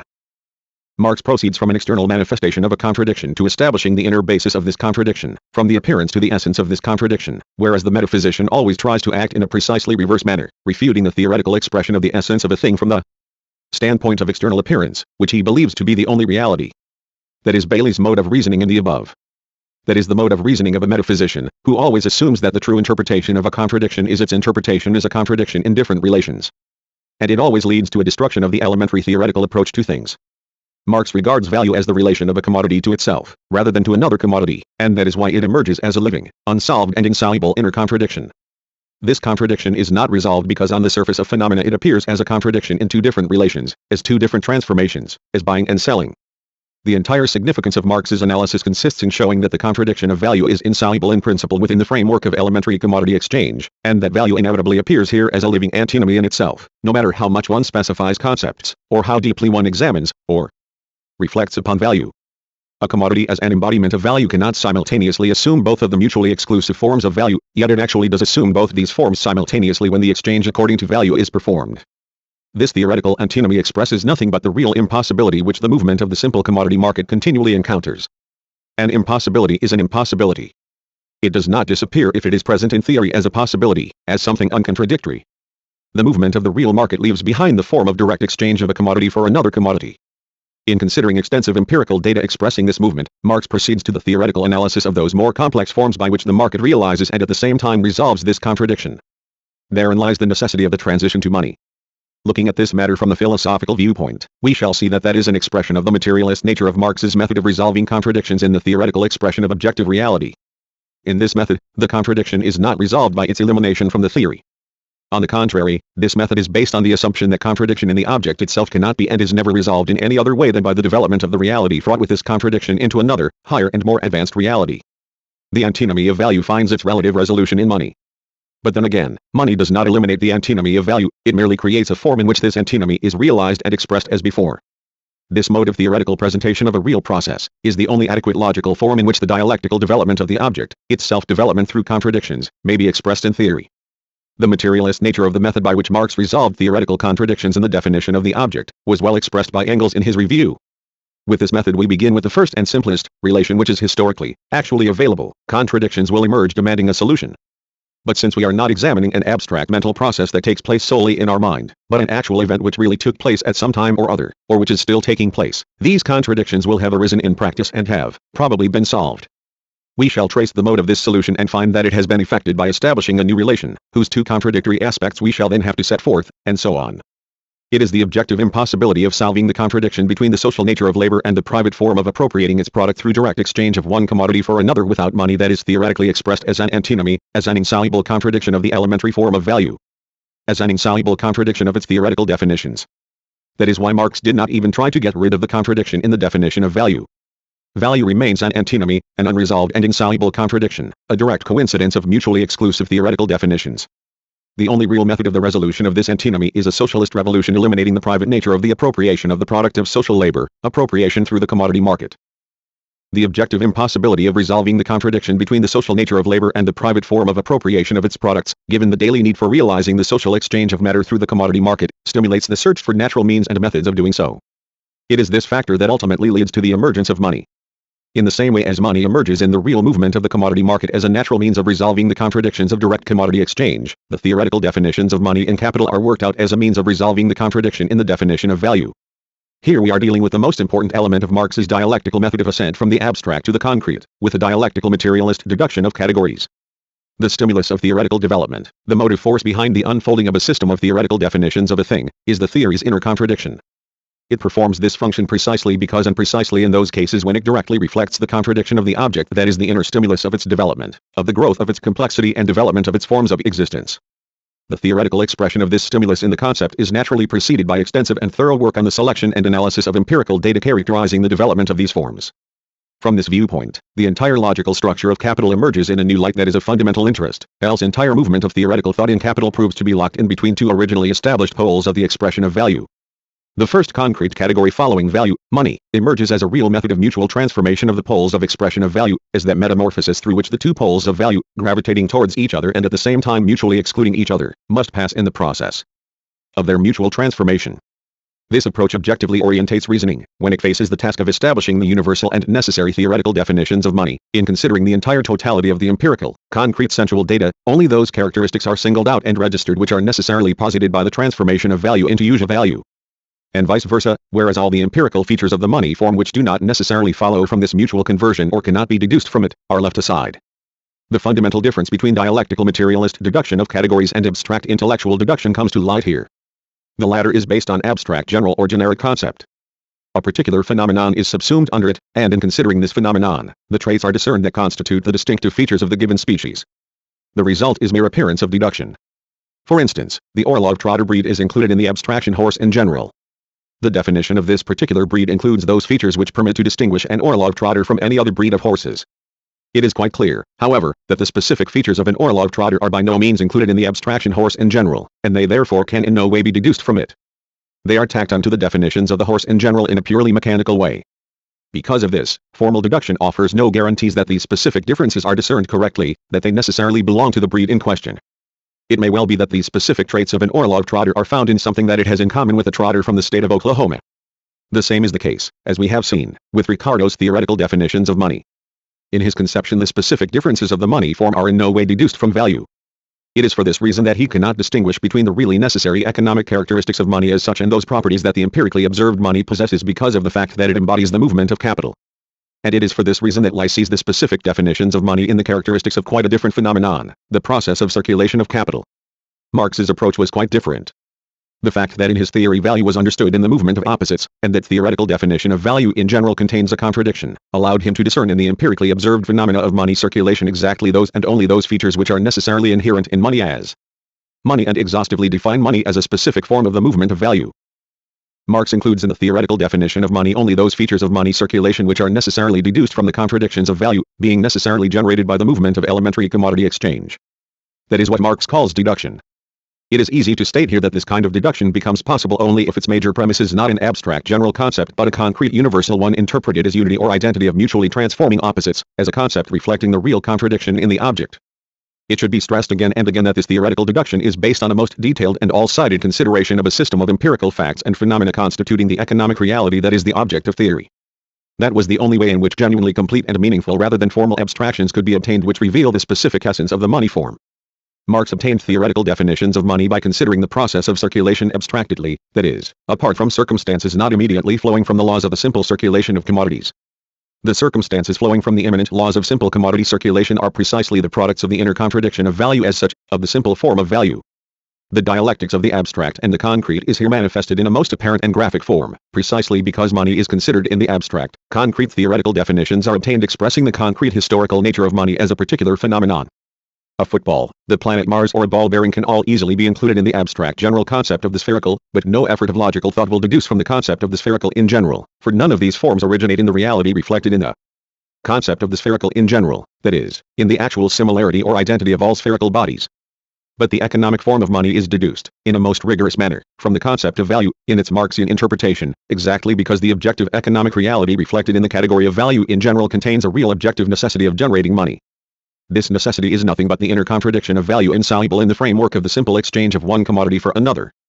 Marx's category of value is a concrete universal category exactly because it comprises in its definitions an inner contradiction, being a unity, an identity of mutually exclusive and at the same time mutually assuming theoretical definitions.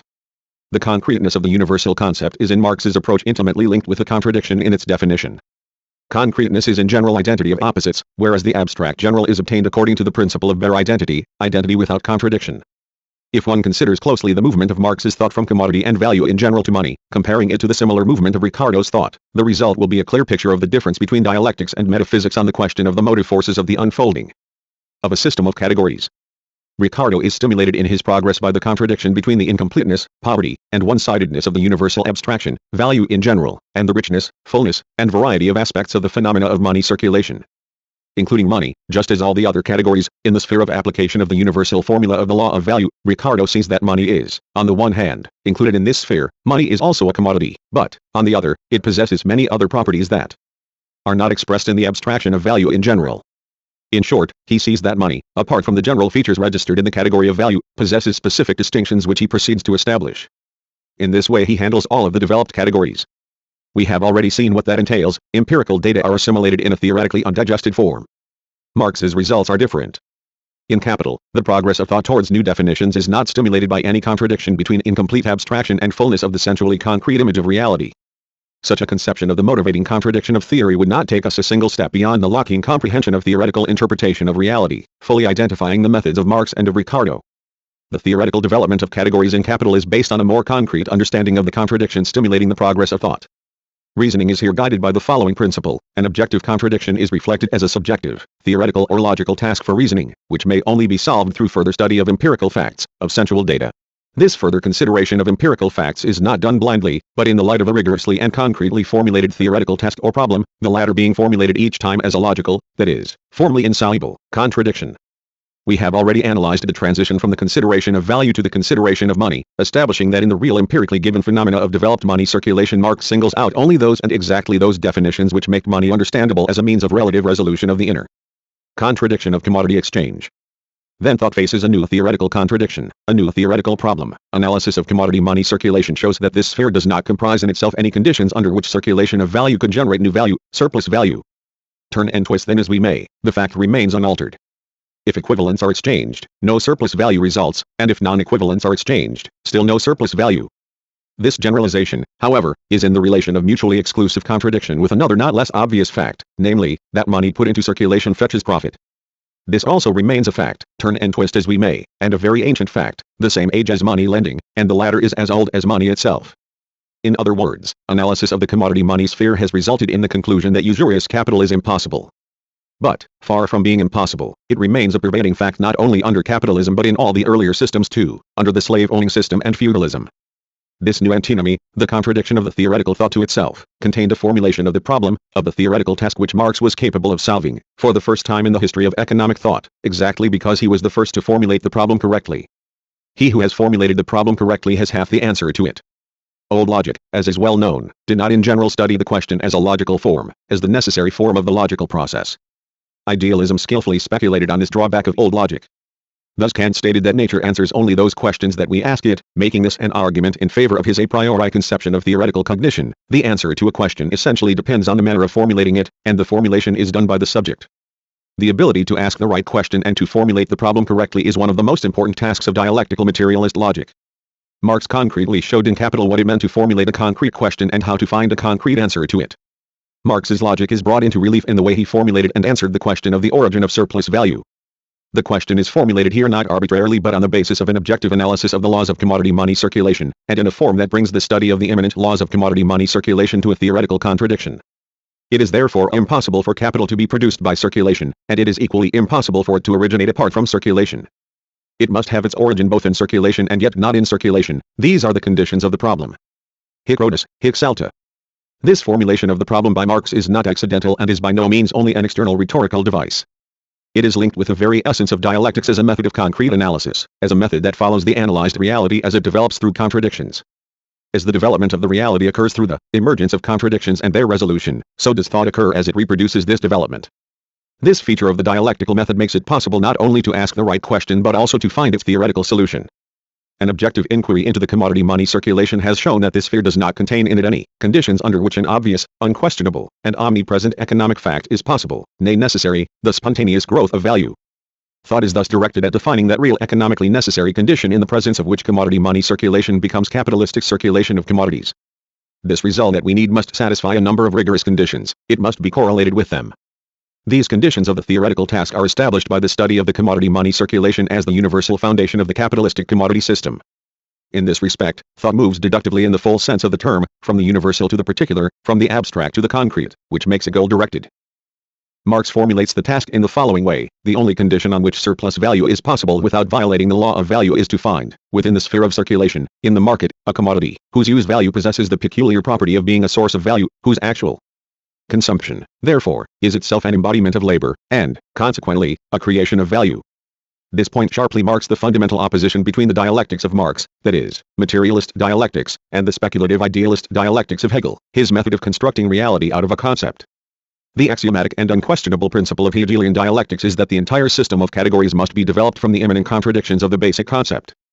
If the development of commodity money circulation into capitalistic commodity circulation had been presented by an orthodox follower of Hegelian logic, he would have had to prove, in the spirit of this logic, that the immanent contradictions of the commodity sphere generate by themselves all the conditions under which value becomes spontaneously growing value. Marx adopts the reverse procedure. He shows that commodity money, however long it may go on within itself, cannot increase the overall value of commodities being exchanged. It cannot create by its movement any conditions under which money put into circulation would necessarily fetch new money. At this decisive point in the analysis, thought goes back again to the empirics of the capitalistic commodity market. It is in the empirics that the economic reality is found which transforms the movement of the commodity money market into production and accumulation of surplus value. Labor power is the only commodity which, at one and the same time, is included in the sphere of application of the law of value and, without any violation of this law, makes surplus value, which directly contradicts the law of value, both possible and necessary. Here we again see the enormous theoretical importance of the fact that commodity was revealed by Marx to be a direct unity, an identity of the opposites of value and use of value. The essence of labor power as commodity is also revealed in capital as a direct identity of mutually exclusive definitions of value and use value. The use value of labor power, its specific property, consists only in the fact that in the course of its consumption it is transformed into its counterpart, value. The economic definitions of labor power within the capitalistic commodity system of conditions of production derive from this unity of mutually excluding opposites, from their antinomical combination in one and the same commodity, the use value of which exclusively consists in its ability to be transformed into value in the act of consumption itself. When labor power figures as use value, the act of its consumption by the capitalist, it emerges at the same time as value materialized in the product of labor. That is again a contradiction in one and the same relation, in relation to the process of production and accumulation of surplus value, an inner contradiction of the capitalist process. From the logical point of view, one most significant circumstance must be noted here. Any concrete category of capital emerges as one of the forms of mutual transformation of value and use value, that is, of those two mutually exclusive poles that were established at the beginning of the research. In the analysis of the cell of the organism under study, of those two poles which in their antagonistic unity constitute the content of the basic universal category underlying the entire subsequent deduction of categories. The whole deduction of categories emerges from this angle as a complication of the chain of mediating links through which both poles of value must pass in their transformation into each other. The formation of the capitalist organism emerges as the process of growing tension between the two poles of the original category. The transformation of the opposites of value and use value into each other becomes ever more complicated. In simple exchange of one commodity for another, the mutual transformation of value and use value is performed as a direct act, whereas with the emergence of money each of the poles must first become money and only later its own counterpart. Labor power emerges as a new mediating link of the mutual transformation of forms of value, as a new form of its realization. The poles of value gravitating towards each other remain two extreme points between whichever new economic forms emerge. Any new economic reality assumes a meaning and significance only if it serves the mutual transformation of value and use value, if it becomes a form of realization of value as a living antagonistic unity of its inner opposites. Value becomes the supreme judge of all the economic destinies, the highest criterion of the economic necessity of any phenomenon involved in its movement. Man himself, the subject of the production process, becomes a passive plaything, an object of value, the latter assuming an automatically active character. Being the active factor in such a process. In simple circulation, C, the value of commodities attained at the most a form independent of their use values, that is, the form of money. But that same value now in the circulation or the circulation of capital, suddenly presents itself as an independent substance, endowed with a motion of its own, passing through a life process of its own, in which money and commodities are mere forms which it assumes and casts off in turn. That is what Marx says of the role of value in the capitalistic commodity mode of production. It is not difficult to discern here a concealed polemics with the very essence of Hegelian philosophy, its fundamental substantiation in the phenomenology of the spirit. In this work, containing the whole secret of Hegelian philosophy, the idealist dialectician propounded this requirement to be imposed on science, to conceive and to express the truth not as substance but in the same degree as a subject. For Hegel, the subject is tantamount to reality developing through contradictions, to the self-developing reality. The whole point is, however, that Hegel did not recognize this as a property of the objective reality existing outside the spirit and independently from it. For him, the only self-developing substance is the logical idea, and it is therefore assumed and substantiated that the requirement to conceive and express the truth not as substance but in the same degree as a subject can only be realized in the science of thought, only in philosophy. And in objective idealist philosophy at that. Using Hegel's terminology in Capital, Marx emphasizes thereby the fundamental opposition of his philosophical standpoint to that of Hegelianism, demonstrating a model of materialist dialectics as the science of development through inner contradictions.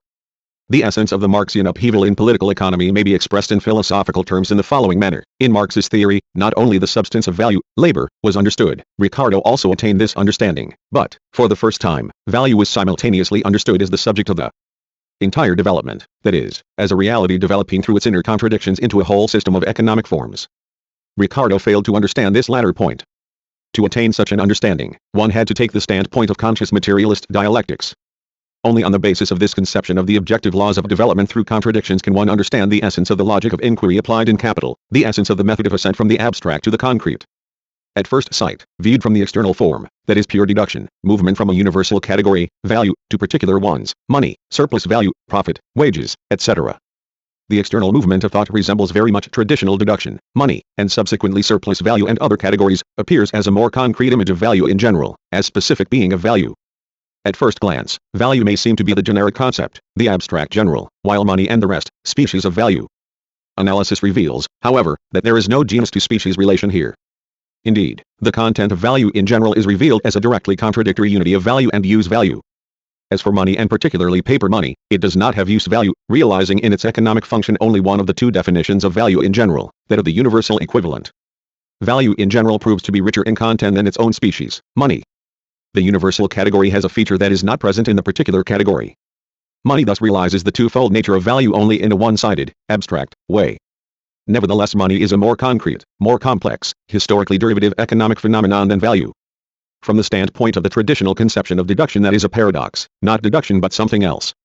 Indeed, that is not deduction in the sense of old logic, but rather movement of thought which combines in an integral manner both the transition from the universal to the particular and vice versa, from the particular to the universal, the movement from the abstract to the concrete and from the concrete to the abstract. All economic realities reflected in the categories of capital, commodity, money, labor power, surplus value, rent, represent both the concrete and the abstract, objectively, independently from their theoretical interpretation. Each of these categories reflects quite a concrete economic formation or phenomenon, and at the same time each of them reflects a reality which is merely a one-sided, abstract, implementation of that whole of which it is an integral part, being a disappearing moment in the movement of this whole. Its abstract manifestation. Deduction reproduces the real process of the formation of each of these categories, that is, of each real economic formation, as well as of their entire system as a whole, disclosing real genetic links, genetic unity, where on the surface there appear a number of seemingly unconnected phenomena and even those which contradict each other. Hence the fundamental difference between formal logical, syllogistic deduction and the method of ascent from the abstract to the concrete. The basis or the major premise of the former is an abstract generic concept, the least meaningful in content and the broadest in extent. This concept applies only to those particular phenomena which do not contain a feature contradicting the properties of the universal concept. Apart from that, this concept does not apply to phenomena in which at least one feature included in the definition of the content of the universal concept is absent. This phenomenon will be evaluated from the standpoint of old logic as belonging to some other system, to another genus of phenomena. The axiom of old deduction reads, each of the particular phenomena to which an abstract general concept may apply must possess all the features contained in the definition of the universal concept, and must not possess any features contradicting the features of the universal concept. Only phenomena consistent with this requirement are recognized in old deduction as belonging to the genus of phenomena defined by the universal concept. The universal concept here functions as a criterion for selecting phenomena which should be taken into account in considering a certain type of phenomena and, in logical parlance, predetermines from the outset the plane of abstraction, the angle from which things are viewed. But, as soon as we apply this axiom to the categories of political economy, we clearly see its artificial and subjective nature. Thus, money does not possess an attribute of value in general, use value. Capitalistic commodity circulation comprises in itself a feature that directly contradicts the law of value, the law of exchange of equivalence, the ability to create surplus value, to which the category of value cannot apply without a contradiction. Surplus value therefore begins to seem a phenomenon of some other world, not the sphere of the movement of value. Paradoxes like this confused the bourgeois economists who did not recognize any logic other than formal logic or any deduction other than syllogistic one. The theoretical task posed by the development of pre-Marxian political economy was this, to show that phenomena directly contradicting the labor theory of value become not only possible but also necessary on the basis of the law of value and without any violations of it. We have already shown in sufficient detail that this task is absolutely insoluble as long as value is understood as an abstract generic concept, and that it can be solved rationally if value is interpreted as a concrete universal category reflecting quite a concrete economic reality, direct exchange of one commodity for another, containing a contradiction. This conception of value gave Marx a key to the solution of all those theoretical difficulties that always present an obstacle to theoretical analysis of living reality developing through contradictions. Marx's analysis discovers in value itself, in the basic category of theoretical development, the possibility of those contradictions which emerge in an explicit form on the surface of developed capitalism as destructive crises of overproduction, as a most acute antagonism between excess of riches at one pole of society and unbearable poverty, at the other, as direct class struggle ultimately resolved only through revolution. Theoretically presented, this emerges as the inevitable result of the development of that very contradiction which is contained in simple commodity exchange, in the cell of the whole system, value, as in an embryo or kernel. It now becomes clear why value in the course of theoretical development of the categories of capitalist economy proves to be a rigorous guideline permitting to single out abstractly only those features of analyzed reality which are linked with it as its attributes, being universal and necessary forms of the existence of the capitalist system. The theoretical presentation of this system incorporates only those generalizations to which the definitions of value can apply. However, this inclusion of the categories in the sphere of value, as it is performed in capital, is essentially alien to the formal subsumption of concepts under other concepts. Labor power, for instance, is included in the category of value, but that directly reflects the actual formation of the capitalist system of relations.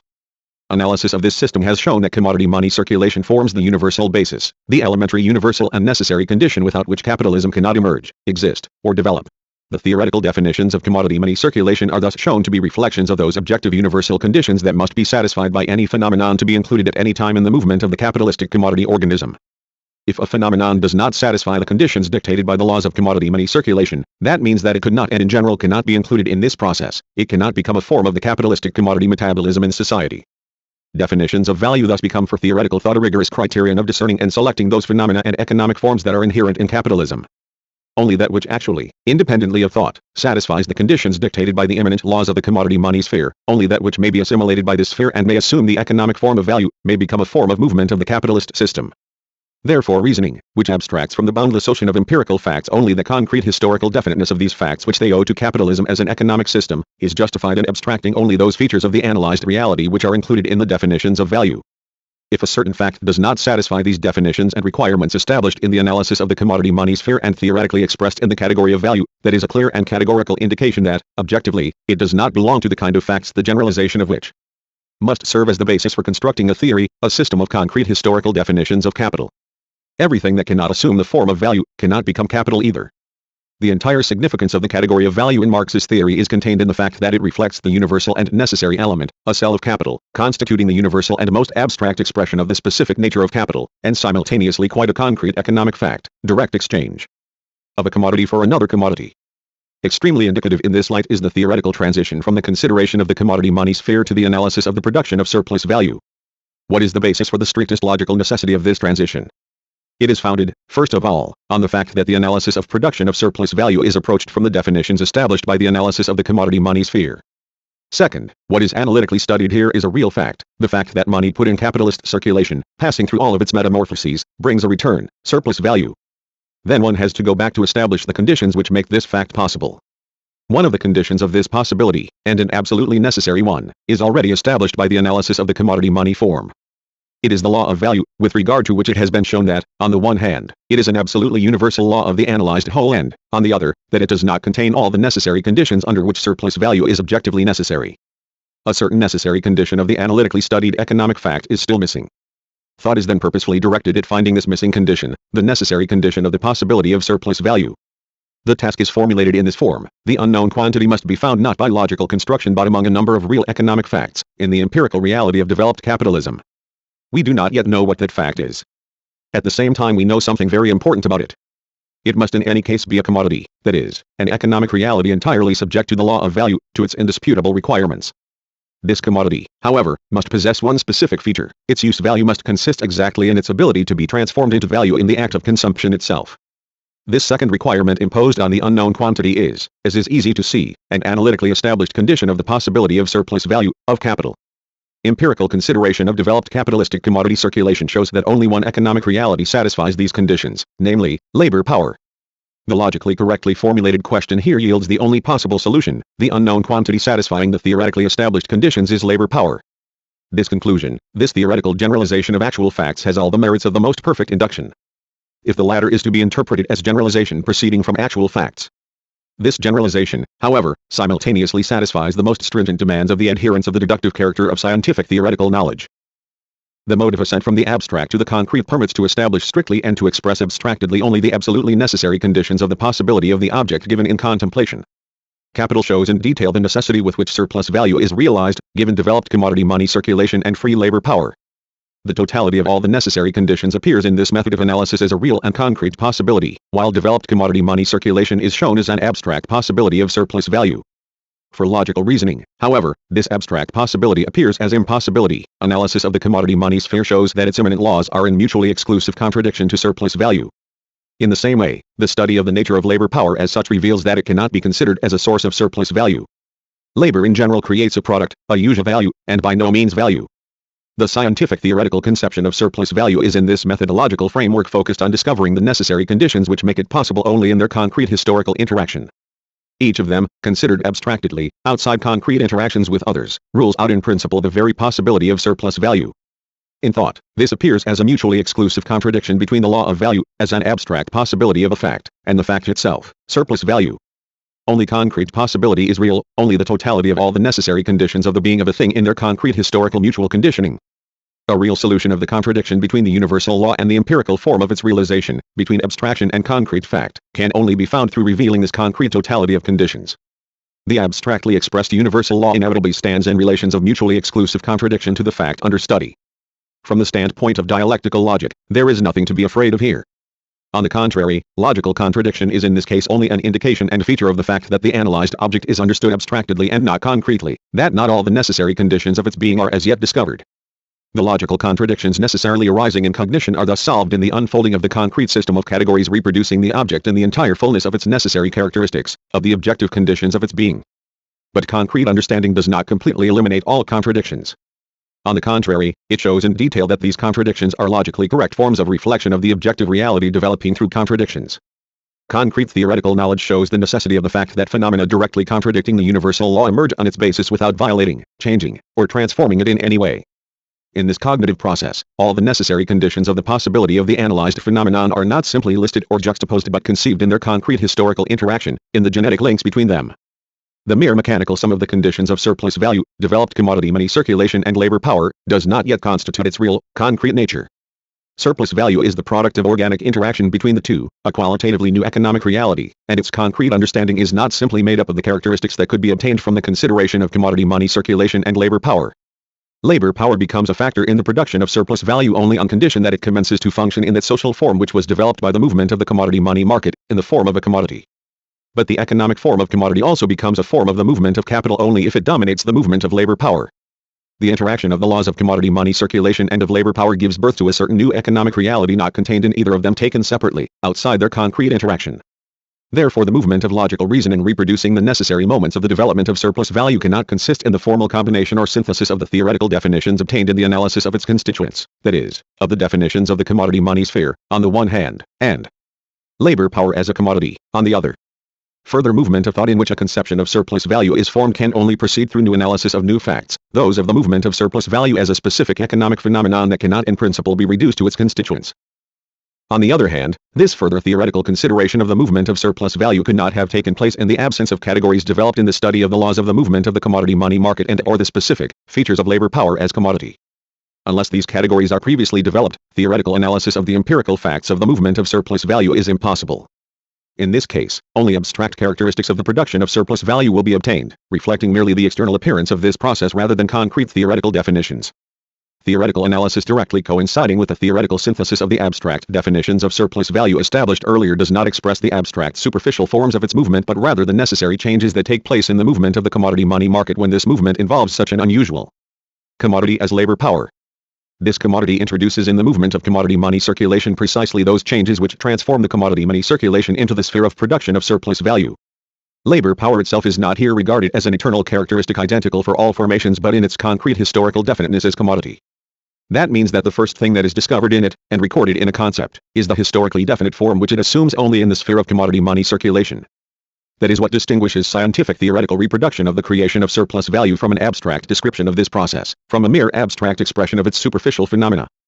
To understand and express in concepts the essence of capitalist production, of labor producing surplus value, one must first establish the entire totality of the necessary conditions on the basis of which such labor becomes possible in general, and further trace the changes it introduces into the very conditions of its realization. Analysis of changes introduced by labor power in commodity money circulation, in the production of value, therefore assumes preliminary analysis of the conditions that undergo these changes, that is, analysis of the production of value, the process which wage labor finds in existence. Without this, the origin of surplus value is in principle impossible to understand. This method of interpreting phenomena permits more than a mere description of the aspect in which they emerge before direct contemplation on the surface of the developed stage in their existence. It permits to reproduce, in the full sense of the term, their origination, to trace their emergence and development into the present state through the strictly necessary stages. The method of ascent from the abstract to the concrete is founded at this point on the real circumstance that the actually necessary and universal conditions of the origin and development of the object are retained at each given moment as forms of its existence. That is why thought can discern, in the analysis of a developed object, its sublated history. A historical approach to the study of an object cannot be realized other than by the method of ascent from the abstract to the concrete. Therefore the picture presented in the most abstract parts of the theory, for example, the first chapter of Capital, differs most radically from the picture as it appears in the direct contemplation and in the notions of the developed stage of the process. Contrariwise, the greater the number of law-governed influences, tendencies, and stimuli taken into account in the ascent from the abstract to the concrete and the more concrete the picture, the closer it comes to complete coincidence with the picture given in direct contemplation and notion. As a result, Marx's Capital shows more than the economic skeleton of the social organism, more than its inner structure. Lenin believed it to be a great advantage of Marx's method that, in explaining the structure and development of the given formation of society exclusively through production relations, he nevertheless everywhere and incessantly scrutinized the superstructure corresponding to these production relations and clothed the skeleton in flesh and blood. Capital, as Lenin pointed out, showed the whole capitalist social formation to the reader as a living thing, with its everyday aspects, with the actual social manifestation of the class antagonism inherent in production relations, with a bourgeois political superstructure that protects the rule of the capitalist class, with a bourgeois ideas of liberty, equality and so forth, with the bourgeois family relationships. Capital also shows that these actual relations cannot be other than they are, as long as the entire social life is based on privately owned capitalistic commodity economy, just as a person with a curvature of the spine cannot be graceful. It is only the grave that can correct these actual relations. As long as the law of surplus value works, both crises and unemployment are inevitable, for they are merely the external forms of manifestation of the deepest essence of the capitalistic commodity organism, the contradictions of the accumulation of surplus value. These contradictions are inherent in capitalism in the same way as protein metabolism is inherent in a living body. They are not spots on the surface but an expression of its very essence. That is exactly what Capital shows, and that is what its method is used for, the method of attaining a comprehension of phenomena from their universal essence, the method of ascent from the abstract to the concrete. Having accepted Marx's method, it is impossible not to accept all the conclusions of Capital. That is why it is so hated by the apologists of modern capitalism. It proves that the crises of overproduction, the existence of a reserve army of the unemployed and all the other similar forms of bourgeois wealth are universal and absolute forms of production and accumulation of surplus value, its integral forms, not only the consequences but also the necessary conditions of this process. For this reason, bourgeois philosophers and logicians have long tried to discredit Marx's method, calling it speculative construction, the Hegelian form of reasoning, allegedly adopted by Marx without due criticism, etc., although, as we have taken pains to show, the resemblance to the Hegelian method is purely external and formal. The deduction performed by Marx is merely a synonym of the materialist method, a method of explaining the spiritual, ideological, political, legal, moral, and other relations from the material relations, from the relations of production. In Capital, Marx indicated this fact quite unequivocally. It is, in reality, much easier to discover by analysis the earthly core of the misty creation of religion, than, conversely, it is, to develop from the actual relations of life the corresponding celestial forms of those relations. The latter method is the only materialistic, and therefore the only scientific one. That is the method which insists that the task of scientific cognition of money does not lie in grasping the fact that money is also a commodity, but in tracing the reasons and the manner in which commodity becomes money. That is a much more difficult but also a surer way. This method shows the relations of real life which are reflected in the well-known ideological forms and, moreover, it explains why the given, rather than some other, ideological, political, legal, and scientific forms have developed. All of these forms are literally deduced from the relations of real life, from its contradictions. Herein lies the profound difference between the Marxian and the Feuerbachian critique of the forms of religious consciousness. Therein consists the principal advantage of the dialectical method of Marx, Engels, and Lenin, and at the same time, its materialistic nature, in application to any field of inquiry, from political economy to epistemology and aesthetics. Marx's Capital is indeed the highest type of school for theoretical thinking. A scientist specializing in any field of knowledge can use it as a source of most valuable ideas with regard to the theoretical method of research. Philosophers and logicians must make this treasury more accessible. Of course, a single author and a single book can solve this task to a very limited extent only.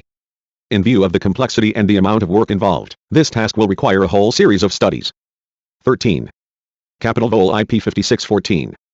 Capital Vol IP 6715. Capital Vol IP 10616. Theories of Surplus Value 317. Contribution to the Critique of Political Economy 18. Capital Vol IP 15619.